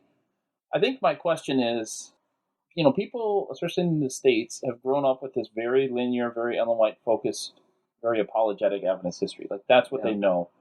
Incorporating stories from China and from and I'm going to include Australia in that, because it's kind of like shout out to our friends down there. It's kind of like an Aussie American Adventist history, because only because Ellen White was sentenced to she was there 8 years of hard labor or whatever. Yeah. So they're proud of that. Like you tell them that it's like Ellen White was exiled there, and they're like, yeah, she was. Yeah, maybe. No better place to be exiled to. Claim to fame. That's right. Anyways, so like this Aussie American history that everyone's familiar with, it's like when you start incorporating tales from China, tales from Russia, tales from Africa, and tales from South America, and we write this truly global history. I wonder if people are going to say it's going to be hard to convince people of it, because it's a much more complex story involving different languages and cultures other than English, because it's not as neat of a story. Like it's easy to be like, there was this girl, or first of all, the Baptist preacher, but then there was this girl, God gave her visions. She led until 1915. Then she died. And everything that's happened in 6 years after that has really just been, we listened to her or we didn't listen to her, right? It's all epilogue. Right. That's a really simple story. It's a very compelling story. It's a very easy story to grasp. It's very interesting because it's just about God's divine providence and this girl who could raise a book, an 18-pound book above her head and all that, however much it actually weighed, or however long she actually did it. But you don't hit me with it. Yeah, that's right. Was it a King James version? That's the only question worth asking here. There we go. With the Apocrypha. We'll have to go there. We'll get Matthew Cortman on here and talk about that some more too sometime. But anyways, I think I distracted you. Yeah, you did a good job. So, I think my point is it seems to be that we're allergic to complexity. We're allergic to nuance. It's very difficult for us. And so Adventist history is messy. It is messy, but I think that's why so many Adventist members are still, their conception of Adventist history is still 1950. Even though we have all these historians doing all this great work, it's hard to get them updated. So that's been my question, persistent question in this episode, is how do we get people updated? How do we sell them on the story? It's one thing to write the story, to gather all this information from around the world and write this global history. Right. But how do we get people to actually not just read it, but kind of incorporate it into their Adventist identities? Well, yeah, we have to train a new generation of historians to kind of be that next generation. I tried to work on that a little bit while I was at IAS for 5.5 years. I had quite a number of PhD students that I worked with that are now in everywhere from Chile to Mexico to India to Nigeria, all doing work, serious work in Adventist studies.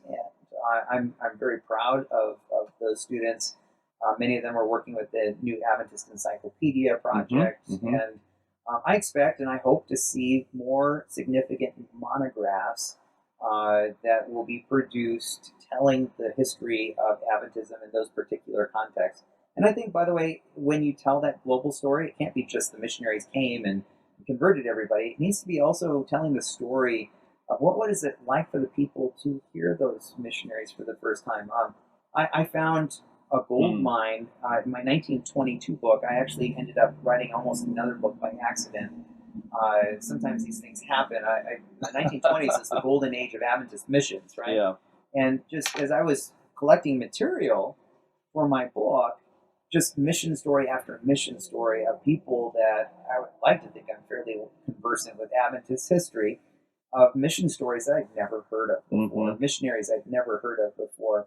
Some of those missionaries later defected, which is why we don't tell those stories. Yeah. But they still had great stories. So we need to tell all of the stories of the successes as well as the tragedies in Adventist mission history. And one of the most compelling stories I found was a woman who wrote in Chinese, and an Adventist missionary translated it, what was like to be one of the first Adventists to convert to Adventism in China. And so she tells her story of how they had warned her of this, how they were going to try to steal their children, and so they were afraid of them, how they ended up building up relationships with the missionaries, how eventually they chose to convert even though it meant the ostracization of themselves from some of their family, how what it meant to be Adventist as one of those early converts in China.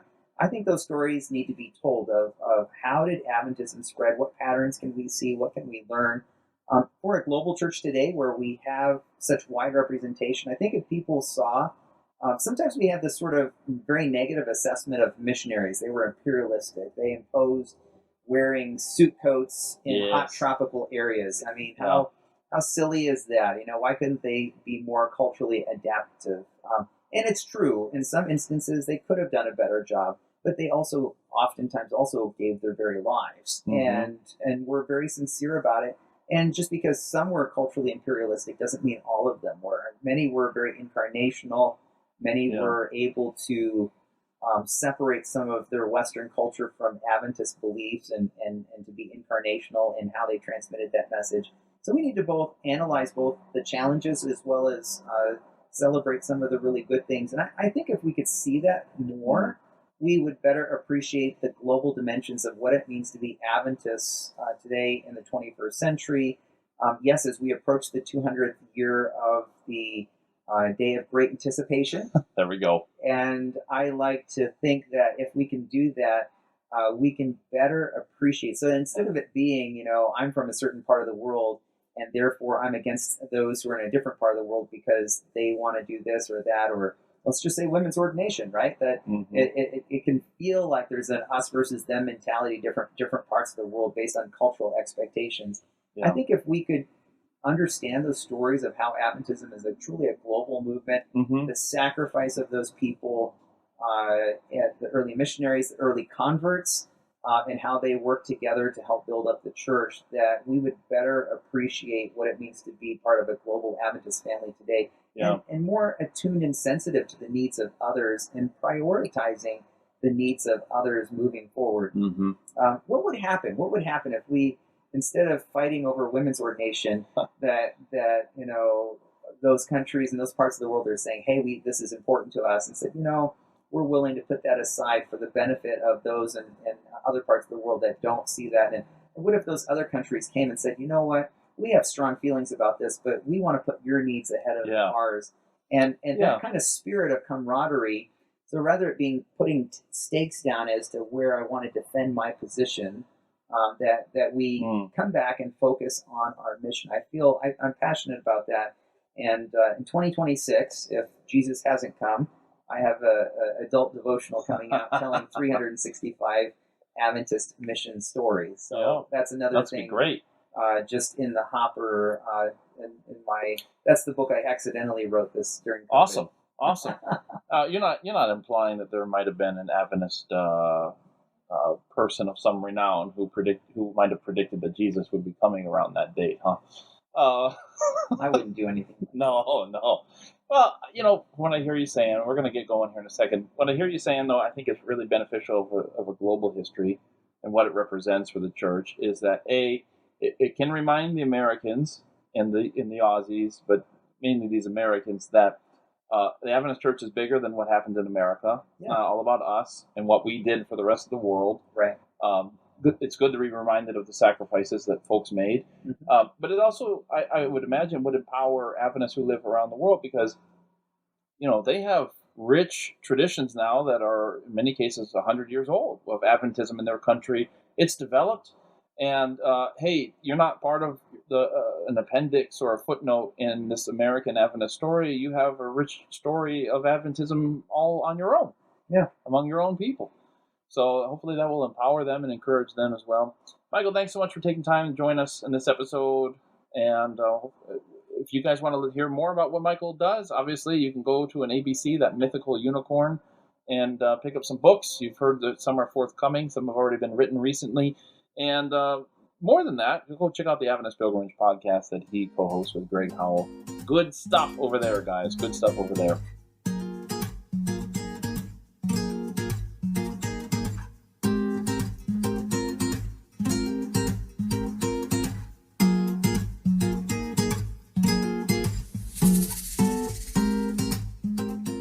Michael Campbell is a good dude.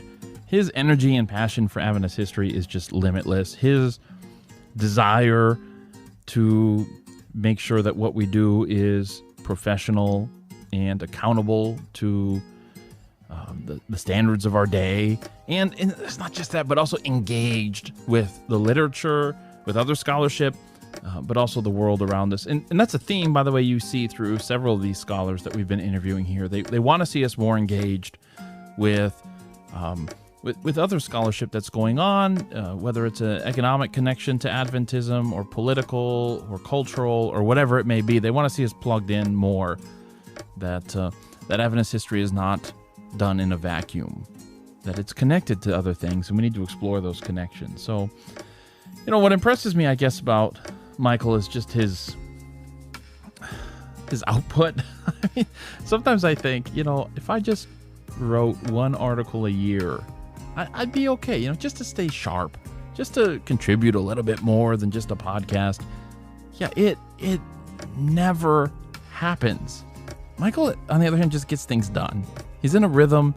He knows his own business. I was talking to him when he was here, just off the recording, about what his schedule is, and he's got it down. He knows himself, and this is a really big thing about being a scholar, being an academic, is you have to know yourself. If you're a procrastinator or not a procrastinator, if you work better at night or in the morning, because there's just a million things to do. You've got to teach classes and deal with administration, and then someone's inviting you to go speak at camp meeting.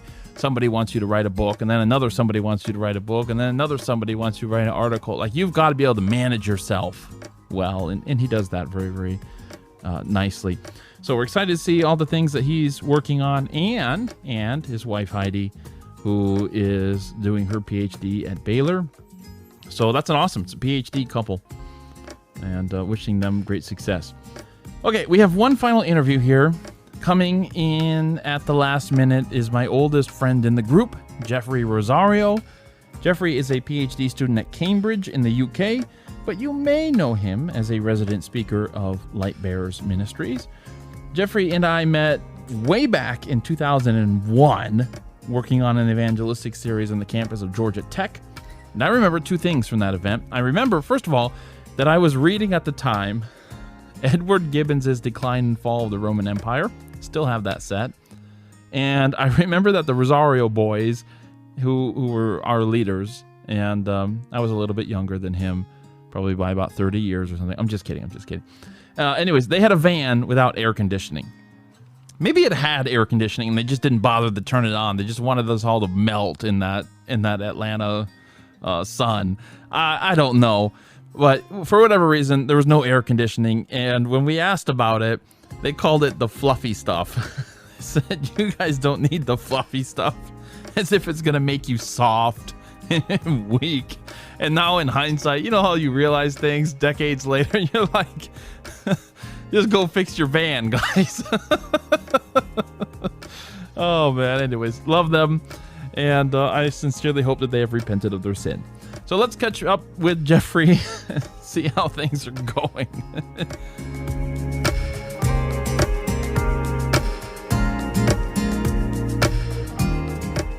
All right. So first question is going to be, what do you think the future of Adventist history holds for us?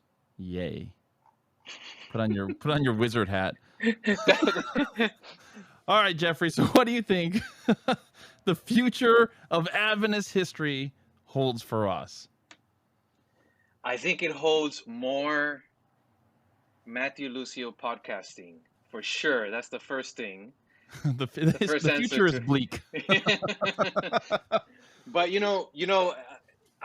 that question reminds me of a recent conference a couple years ago. It was I think you remember, you may have even presented. It was the conference on situating Adventist history. And I think the language of the goal there, to me, sums up what the future should look like for Adventist history. And that is situating Adventist history within the context of culture, politics, and economics, and just the social dynamics. So moving beyond just the textual, right? The purely theological, untethered from, broader historical context and society. Right. I think that is what most excites me. That's not to move away from theology, but it's to be more intentional about making little links. For example, in a recent conference, I shared what I think is a good framework for that, and that's the beast of Revelation 13, right? The lamb-like beast. And the point is that it has two horns. I feel like I've been preaching this, over and over again everywhere I go. I'm like, it has two horns, folks, not just one. It has two horns, right? So one horn, right, is religious liberty. The second horn, or the other horn, is civil liberty. But Adventists historically, both in the pew and probably even, in the academic arena, have focused on the religious liberty aspect, right? I mean, if you and I took the bulk of Adventist literature, books, articles, etc., 99.9% of them would be in the religious liberty aspect or horn, and the civil liberty horn is woefully neglected. So I think the new generation, the new school, the fresh meat of Adventist historians, right? I think that what's happening is there's a more gravitation toward the civil liberty horn. So it would be criminal for us to go any further and not really engage with the history of Adventist, engagement with government policies, with social dynamics, cultural dynamics that pertain to human rights, to civil liberties, to civil rights. So I think what does Adventist history in the future look like? I hope it looks like paying more attention to the second horn. And that has huge implications, right? Because when we think about how to make Adventist history relevant, not only to this current generation, your generation, I don't know how old you are, Matt, but you probably just have great skin and you're probably like 70 years old. But I use the Kardashian oil, the bio oil. That works. What I think is our shared generation, right? What is more relevant is, what does Adventism have to do with the real world around us? Yeah. How does it connect, right? So here's a shameless plug for you. I have an article coming out in an academic journal called Diplomatic History. I know it's an exciting name for a journal, Diplomatic History. So it's published by Oxford University Press. And the article, I think it's the first ever full treatment on Adventist history in that journal. I'm covering Adventist engagement with things like international law, American foreign policy, stuff happening in China, Adventists in the U.S. reading following current events and news about what's happening in China and speaking into how Christianity is represented by America in the world. So I'm engaging there with, you know, international law. I'm engaging with foreign policy. I'm engaging with the missionary movement. So human rights. I think this is the type of history that excites me and that fires me up, because it's thoroughly based in theology, yet it has everything to do with what's happening in the broader world. We just desperately need more Adventist history like that if we want the new generation to be interested, and if we want to bridge and have something relevant to bring to the conversation outside of Adventist circles. I like that, because the implication is that we've done Adventist history as if Adventism walked on this high ground. Their feet never touched the earth, right? We just traveled from 1844 to now, completely separated from the world, having nothing to do with the world. But of course we did. You mentioned, that article sounds really great. One of the things that in Adventist history that always, that still strikes me is James White's article, The Nation in the midst of the Civil War. Like, that whole thing is just like, you know, like, we love this, but it's not as sacred as slavery. You know, we love this, but it's not as sacred as slavery. And it's like, this dude is dropping a bomb. It's incredible. That's applied theology to the world that he lives in. Absolutely. Absolutely. You know, and it just goes to show that, maybe we'll get into this a little later, but we just need to introduce a new audience to the messiness also of Adventist history. Like you said, you know, we straight line from Miller to, like, I'm here talking to you in, like, Miami, Florida, you know? And it's like a straight line of Adventism untouched by society. I mean, that's completely obviously false, right? Adventists in every generation have been influenced by the specific time in which they lived and the society around them, right? So cultural conditions play in to framing our fears, the questions we're interested in, the answers we come up with, right? The world around us is constantly influencing Adventism. Right now, I'm on the last chapter of my dissertation, and I'm in the World War I period, right? And how Adventism comes under pressure by federal legislation, right? And is subject to surveillance and censorship for Adventist beliefs. And you look at how the church, how leaders and how the rank and file reacted to pressure from that specific cultural moment, political moment. And it affects how we frame the books we write and the articles we write and the sermons we preach. So yeah, I think that is critical. It's harder, and sometimes it's more difficult to take, but I think that's where my jam is, anyways. And I hope to dive deeper into that. I think I like what you're saying. Like, you know, the great controversy is theological history, right? I mean, there's really nothing bad said about Martin Luther, even though he was an imperfect person who had theological ideas Adventists definitely do not agree with.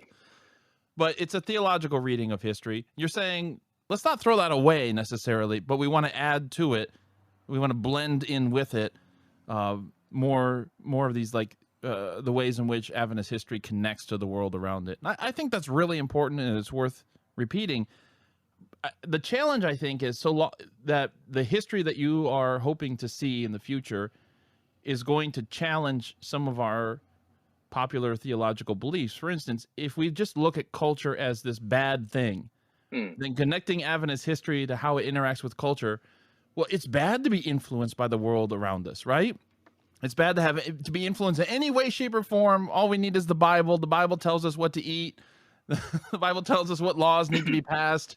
I don't want to be affected by the world around me one bit, right? So this history would challenge that mindset a little bit, saying, I'm guessing there's some bad cultural influences, and then there's just, we live in this world, cultural influences. I love you said that. There is also just, we live in this world. For example, what would a person, right, perhaps new to Adventist history, think if we told them one of the major reasons why you're even part of an organization called the Seventh-day Adventist Church denomination is because there was a time in history in the 1860s where the church was under pressure because the country, the nation they lived in was at war, right? And the church needed exemption for military service, and so they needed to organize in order to qualify and be recognized. Okay, so what do we have there? We have a simple example of the church, this theological movement and entity, being directly impacted and influenced by the political, cultural, societal events around the Adventists of that generation. So it's like impossible to avoid it. It's impossible. I mean, you have people, I'm going to get into it right here. You have people out there who are like, we have, we want a religious liberty exemption for a COVID vaccine. On the grounds that, some people will argue, on the grounds that it's unhealthy. My body is a temple of the Holy Spirit. I don't want to pollute my body. And I mean, I guess that's fine in the abstract. But I guess my question is, did you oppose other vaccines? Or just this one? Okay, you think this one is worse than the others. Okay. Have you ever eaten a donut? Like, this is a concern for people because of their being influenced by what's going on with COVID. Okay, and I'm not saying they're wrong. I'm not saying they're right. I'm just saying they're influenced by what's going on right now. 50 years ago, when vaccines were still required to travel overseas or something, we didn't have any problem with it. It was not a religious liberty issue. Now it is. Why? Because we're being influenced by the world around us. And again, I'm not going to weigh in on that. I'm just saying it's a clear example of us being influenced by the world around us. That's right. Yeah. And you can even leave the world of vaccines and, what we choose and choose not to protest in regard to government regulation, right? Have you ever worn a seatbelt in your car? Have you ever been pulled over for not wearing a seatbelt? When's the last time you organized a protest? And I actually saw a study, fascinating, when federal legislation first got rolled out on seatbelts, and there was, uproar and so forth. So again, totally hear what you're saying, is that we are constantly impacted and influenced by the world, and that doesn't have to be bad. Why, even the biblical writers, why did the biblical writers write in the register that they did, right? In the style and in what, focusing on the concerns that they were focused on.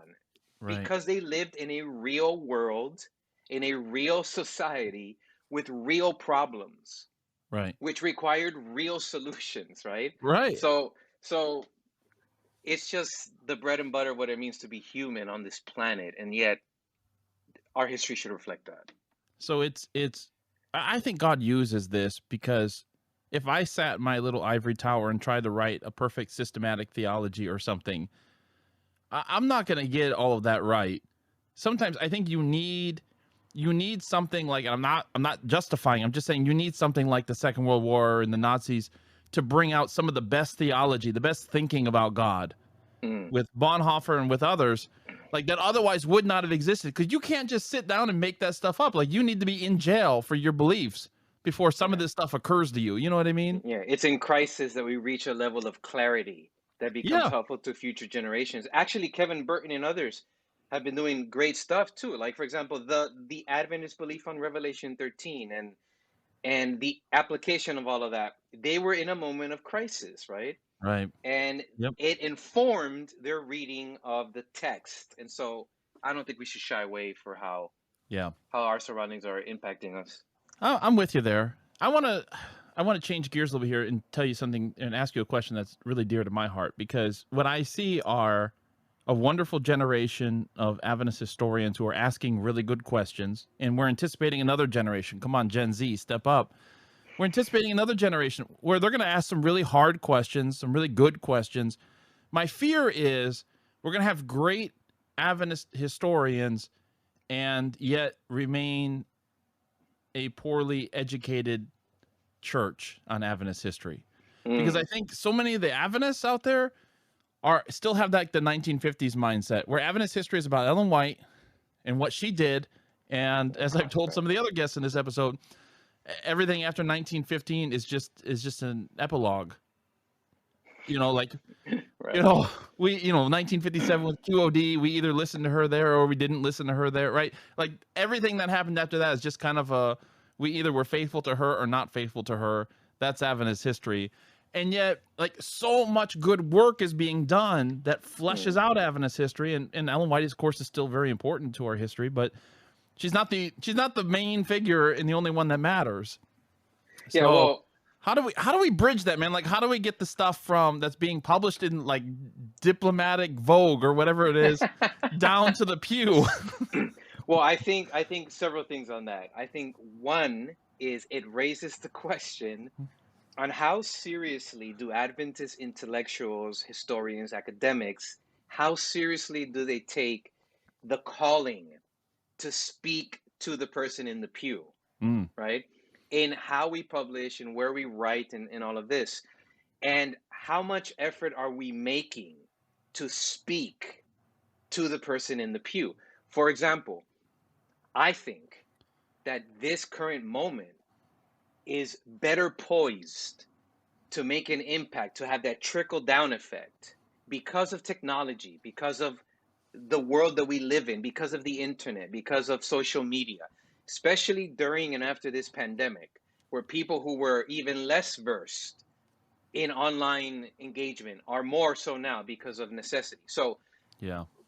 I think we need to be doing, like, you're serving a huge role with your podcast. I think more of that needs to happen. I think, and by the way, I don't mean to make sweeping generalizations. There are, of course, Adventist intellectuals that write for church magazines and who do these things, but I just think there needs to be more of it and more intentional. I'll give you an example.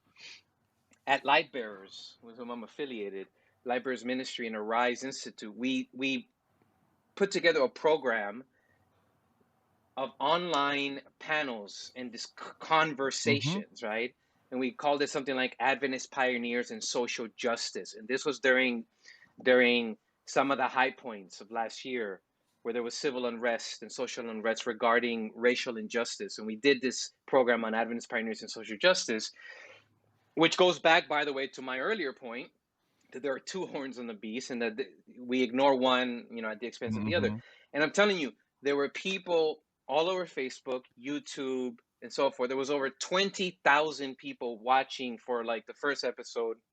And what did we do? We took it right back to the 1840s and we walked it through decades of Adventist history with the simple question: how did Adventists of earlier generations who were convinced of their prophetic message, how did that worldview inform their engagement with the social ills of their day, right? It was powerful. And I dare say there's a lot of people who are not regular readers of Adventist history. Yeah. Who were really impacted by that series. We were drawing from primary sources. We're not out here pushing some agenda. We're drawing from primary sources, reading just the raw history and trying to situate it in its historical context. And it was powerful. So blah, blah, blah, blah. I'm saying all of this to say that more needs to be done for the trickle down effect, right? For that stuff to go downstream. So you believe in trickle down economics? Absolutely. Okay. I believe in trickle down theology. There you go. and I think that we are poised, man. Like how we're on vantage ground when it comes to that. There's so much. I mean, how many people over the age of 50 are on Facebook today compared to 5 years ago? Yeah. I mean, it's yeah. So I think there's an opportunity here. I'm just using one simple example, but Sure. but we can talk about more nitty gritty stuff. For example, I think the people in the pew, and this maybe sounds critical, but sometimes, not always, right? Sometimes the people in the pew tend to want, hagiography. They want the kind of history that makes us feel good about ourselves, Right. that's self-affirming, that tells us inspiring stories of pioneers.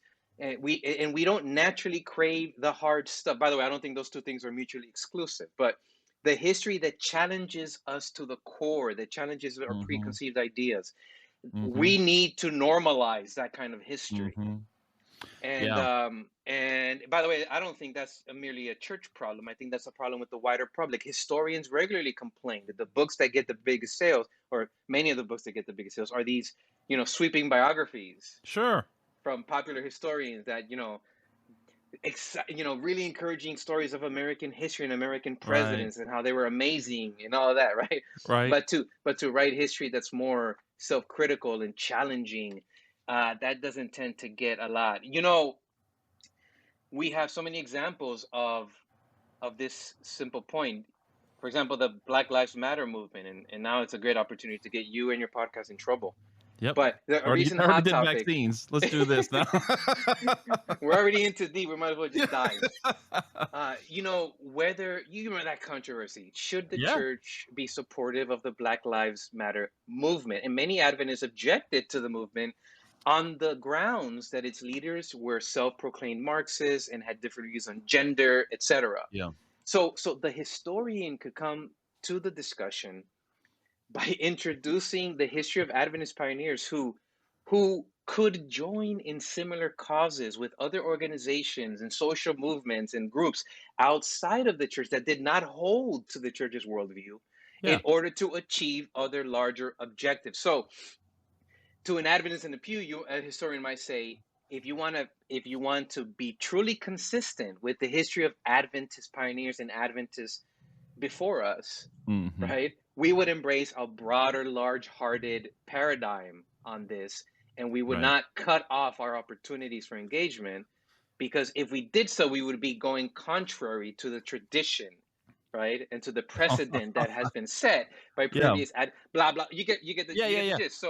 So that I think is a good example of the need for Adventist history to trickle down. How many people in the pew know that Adventist pioneers were collaborating in a sense with Sunday law pushing crazy, the WCTU, the women, the Christian Temperance movement, or saloon owners, who can join in battling Sunday laws. I mean, atheists who were arguing about, against religious legislation, and Adventists could back and get behind that as well. So most people, the general public, doesn't know that, but if they did, it would really impact how we interpret the problems that we're facing today. Right.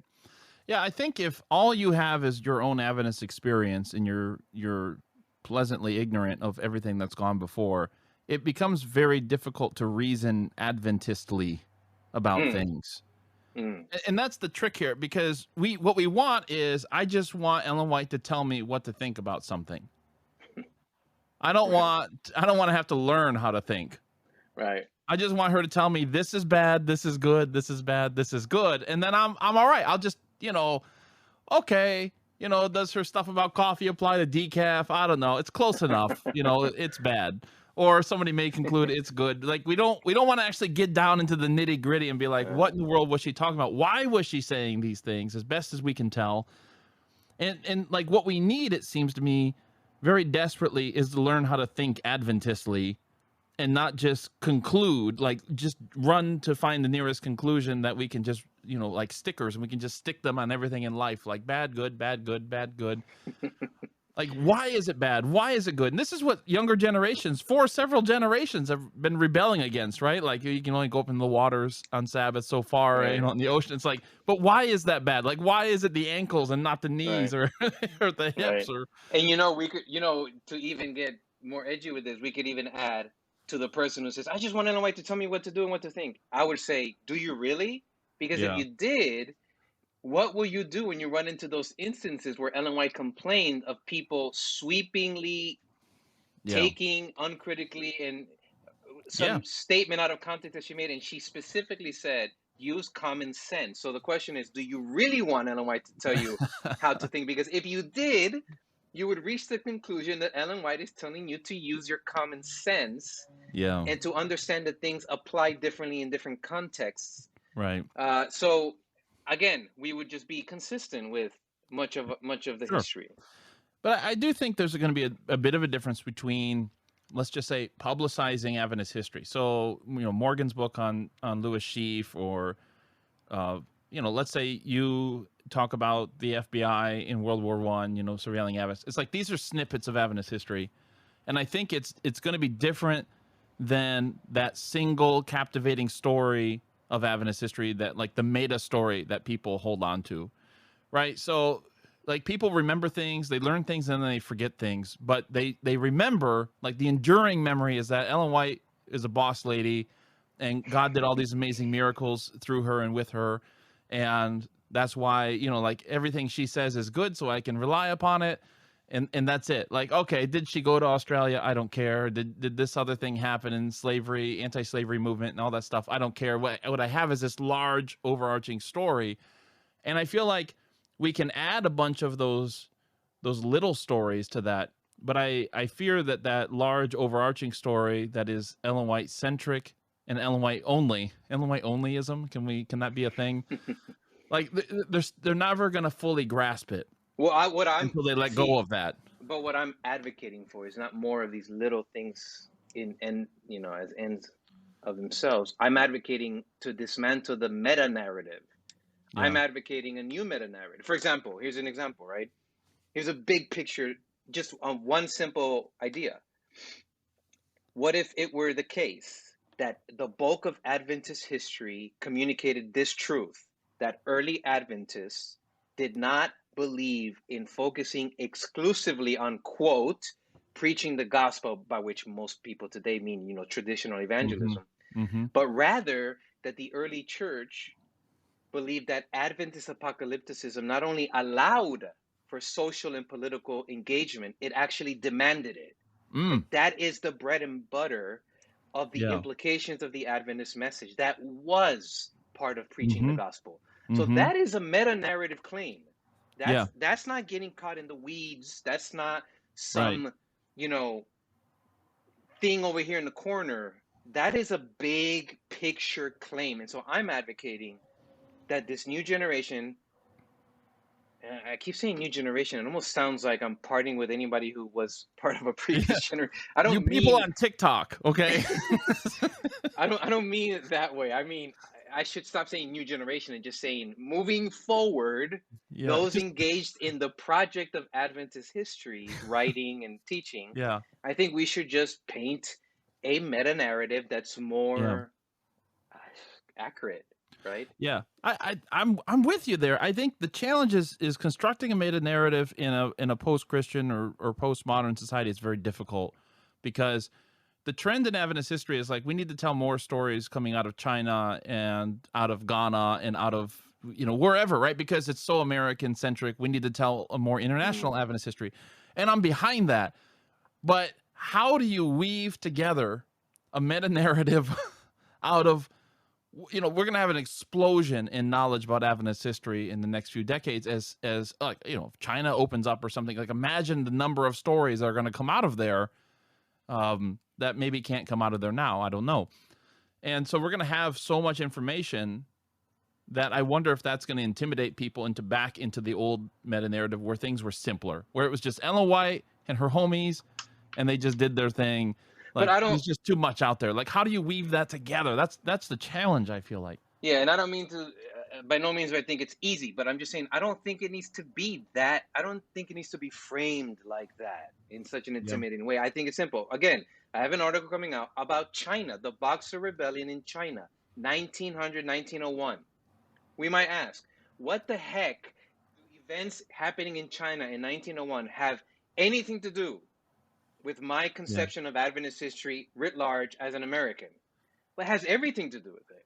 Because hopefully that story, right, sheds light on what was happening in the United States. That story it traces ideas, it traces ideology, it traces concerns and questions that Adventists have been wrestling with. And then we can ask whether or not Adventists continue to wrestle with those things. I think the hard work of history is exactly that. It's making those links in order to stake our claim for significance. So I don't think it needs to be viewed as this hugely, overwhelming thing of all of this, Nigeria, and there's so much great stuff happening in different countries. I think it all trickles down to the same thing.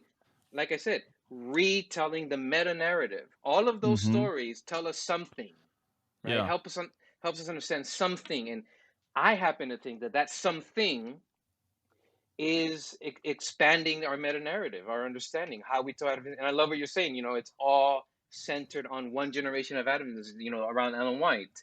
And there's so much work that needs to be done, and people are currently doing it. The relationship between Adventism and fundamentalism, which I'm sure your other speakers have talked about. Yeah. So there's stuff happening, and you talk about how do we change the current meta narrative? Here's the thing, man. Here's the thing. I don't think there is current meta narrative for a large swath of Adventists. You're thinking of that generation that grew up reading, right, those typical Adventist books. But I'm thinking about another generation. I'm thinking about my generation. Brother, there is no meta-narrative of Adventist history. There is very little. Yeah, that's true. Reference point for Adventist history. In a sense, that is a good thing, because we have, in a sense, an empty canvas. It's not completely empty, of course, right? We've picked up on things here and there that have turned us off here and there, but it's largely an empty canvas. Yeah. Well, I think, though, that with this younger generation, it's leading to some challenging questions, because let me tie this together by saying, with the generation that does have the meta-narrative, the Ellen White-focused, apologetic style of Adventist history, I think they don't cling to that because it's a good story. I think they cling to it because these times are crazy right now, and it gives them identity. God, hell had her hold up an 18-pound Bible, and that's, she didn't breathe in vision. These are the things that makes us special. So it's not that I'm interested in the most correct version of Adventist history. It's that I want the version of Adventist history that gives me the most conviction. You mean that's most flattering? You mean that's most encouraging? That makes me feel special. That makes me feel like my theological choices are on the right track. And, this people is God's people, because of these miracles, or because Ellen White said something or did something. And the problem, I think, from their mindset is now you're focusing on trivial things like wars and how economics has influenced Adventism or whatever. It's like the whole point is that God gave her visions, thousands and thousands of them, even though we have probably not thousands and thousands of them. But, that's the legend of Ellen White that's grown up. And with the younger generation, I think, who didn't grow up with that stuff, they're asking harder questions like, does 1844 matter? Who cares if Jesus walked from one room in heaven to another? We should be focusing on social justice and things like that actually make a difference in this world. I wasn't there to see Jesus move from one compartment to another in heaven. Who cares? What difference does that really make on earth in our lives? So you have these two things going on at the same time. The one, they're clinging to 1844. This is what gives us significance as a people. And then the younger generation, it's just let it go. Let it go. So, okay, great point. But here's what I would say to that. I would say we could begin by asking the question, why? Why are those young people saying, who cares about that? Let's focus on this. And I'm gonna suggest that again, I'm not making sweeping generalizations. One of the reasons for that is because the young people are reacting. They're overreacting. It's an overcorrection to a previous existing problem. And that problem is what we've been dancing around. That problem is the fixation of Adventist history that is untethered to reality, to human reality, right? To human society. So a young person living today who's bombarded with TikTok, with Instagram, with this entire world of images and messaging from every single,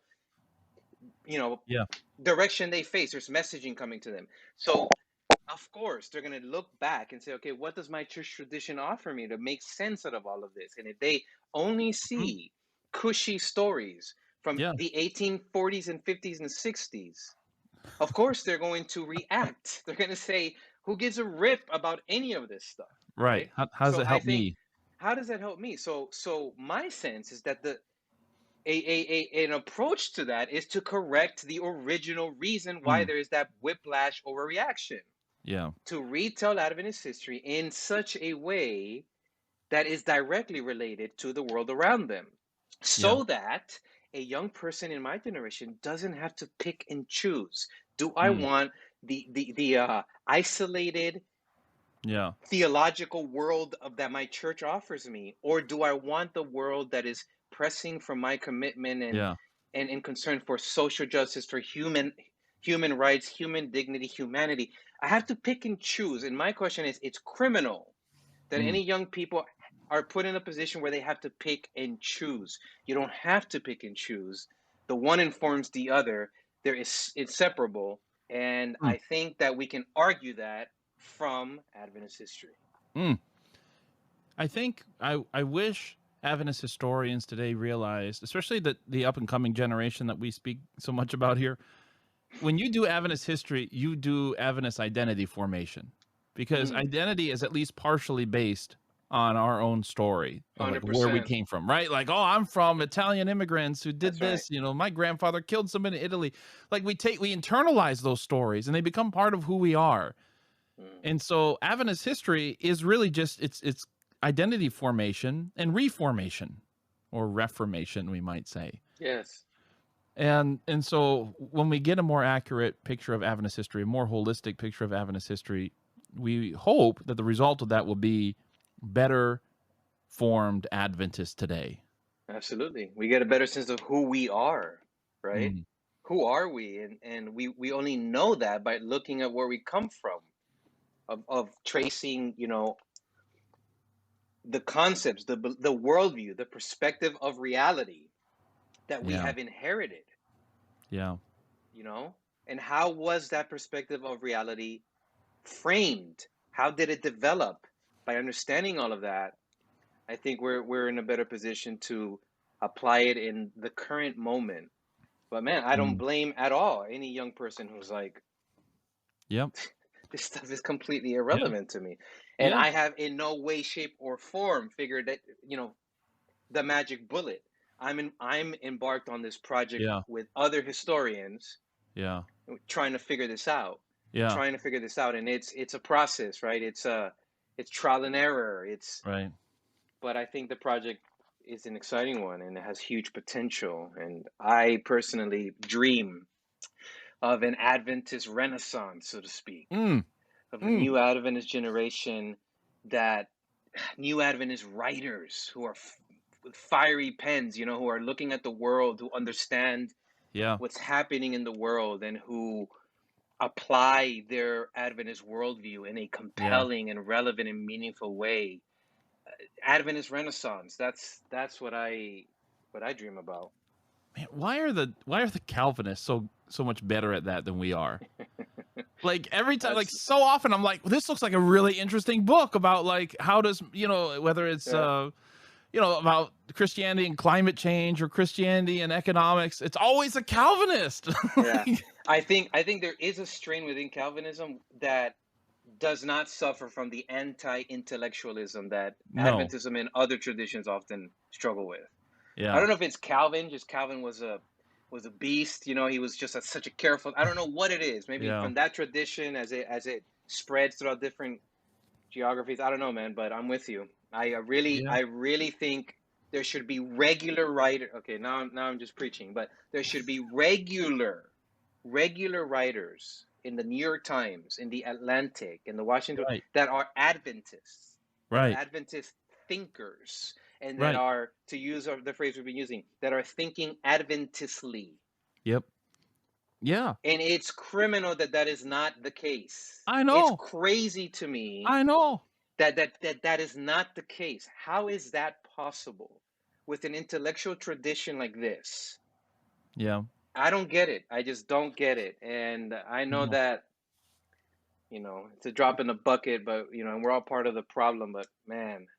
You know, we have so much to offer the world. I don't think Adventists realize that. We have a lot to offer the world. Our apocalyptic perspective, for instance, in trying to balance the transcendent and the imminent, right? Like we're in this world, but we're also looking for the world to come. Like I think there's so much there that's of interest if we could apply it. If we could think it through and make it real. There's just so much there. There really is. Absolutely. So Matt, to close my comment on this, I think you need to dethrone and unseat Joe Rogan I think you need to become you need to become the leading podcaster There we go. in the United States, if not the world. I think Spotify should roll out their $100 That's right. million contract for you. Come on, Spotify. So I'm with you on that. Thanks, man. Jeffrey, it was great to visit with you. All the best. Hey, thanks, brother.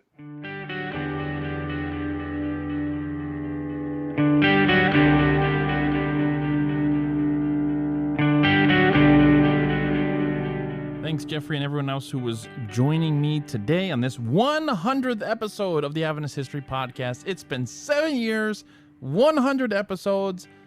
Woo! It's been a long journey. But you know, we're not finished yet.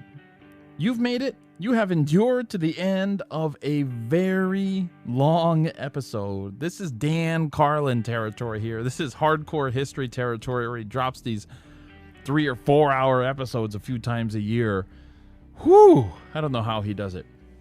Now, if you'd like me to do these super episodes again every once in a while, maybe we'll do it every October or every few years. I don't know. But let me know. Let me know. Did you like this? Is it too much? You want to get back to the normal stuff? That's fine. If you have questions for any of the scholars that I've talked to, let me know. Because maybe the next time I check in with one of them, like Kevin Burton talking about this Jesuit conspiracy stuff, maybe I'll ask him the question that you send in to me. You can send them to AdventistHistoryPodcast@gmail.com, and I will get them there. A couple of other things. I should let you know that our new website is live. Just happened not too long ago. The store is not up. I didn't make a new store yet, but we're going to be adding it back. I just wanted to get it up for now. I'm also going to be adding a blog to it so that I can jot down a few thoughts about Adventist history that may not make it into an episode. Sometimes you just discover things and you're like, that's a cool thing.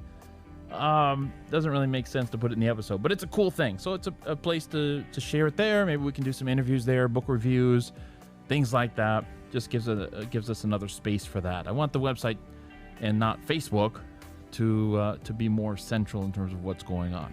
So that is live. Now you can go to the website to AdventistHistoryPodcast.org and you will find it there waiting for you. Let me know what you think about it. The website and this podcast is part of the Adventist History Network. You've probably seen that branding thrown around here the last few months on social media. And I'm serious about building this thing because we want to be a resource for Adventist history. Not just a couple of podcasts, but we want to offer you some more resources going forward. Online courses, books, art, audiobooks, ebooks, whatever. My goal is to connect Adventist members, even non-Adventist members. If you just want to know where at the Adventist Church, you're very welcome here. And connect those members, those lay people, to Adventist historians and to tell the story of Adventist history better. I really believe what Jeffrey and I were talking about at the end, that Adventist history is a key component in forming our Adventist identities. I am also sorting through what it means to be an Adventist Christian in this secular age, okay? It's not like some people are immune to this. We are all under these cross pressures of secularism, and we're all trying to figure out what does it mean to be this thing that I am in this time that I live. And so because our own history is a part of our identity, I think by telling better stories, by telling untold stories, it will help us figure out how to navigate the 21st century a little bit more, or as we put it with Jeffrey, to think Adventistly about the problems we face. So that's why I'm building all of this. That's the vision of what we're doing here. It's a fun podcast, don't get me wrong, but it's also part of something bigger, part of educating, informing, enlightening, entertaining people about Adventist history, in the hopes that it will give them tools and resources and options and figure out where to go as they chart their own course through life. Okay, so if you want to support what we're doing here just by listening, great. If you want to get a t-shirt or something, great. That store will be back up. I think you can still get it on Facebook if you wanted to. If you want to support this podcast financially and join the Order of Joseph Bates or the Order of Ellen White or whatever the different orders we have in Patreon, there's a link to Patreon in the show notes. You can also go to the new website, and there's a link there, I think. Anyways, I thank you guys so much for your time. I know your time is important. I am honored that you chose to spend your time with me today. So go out there, be great, think Adventistly about things, and I'll see you next time.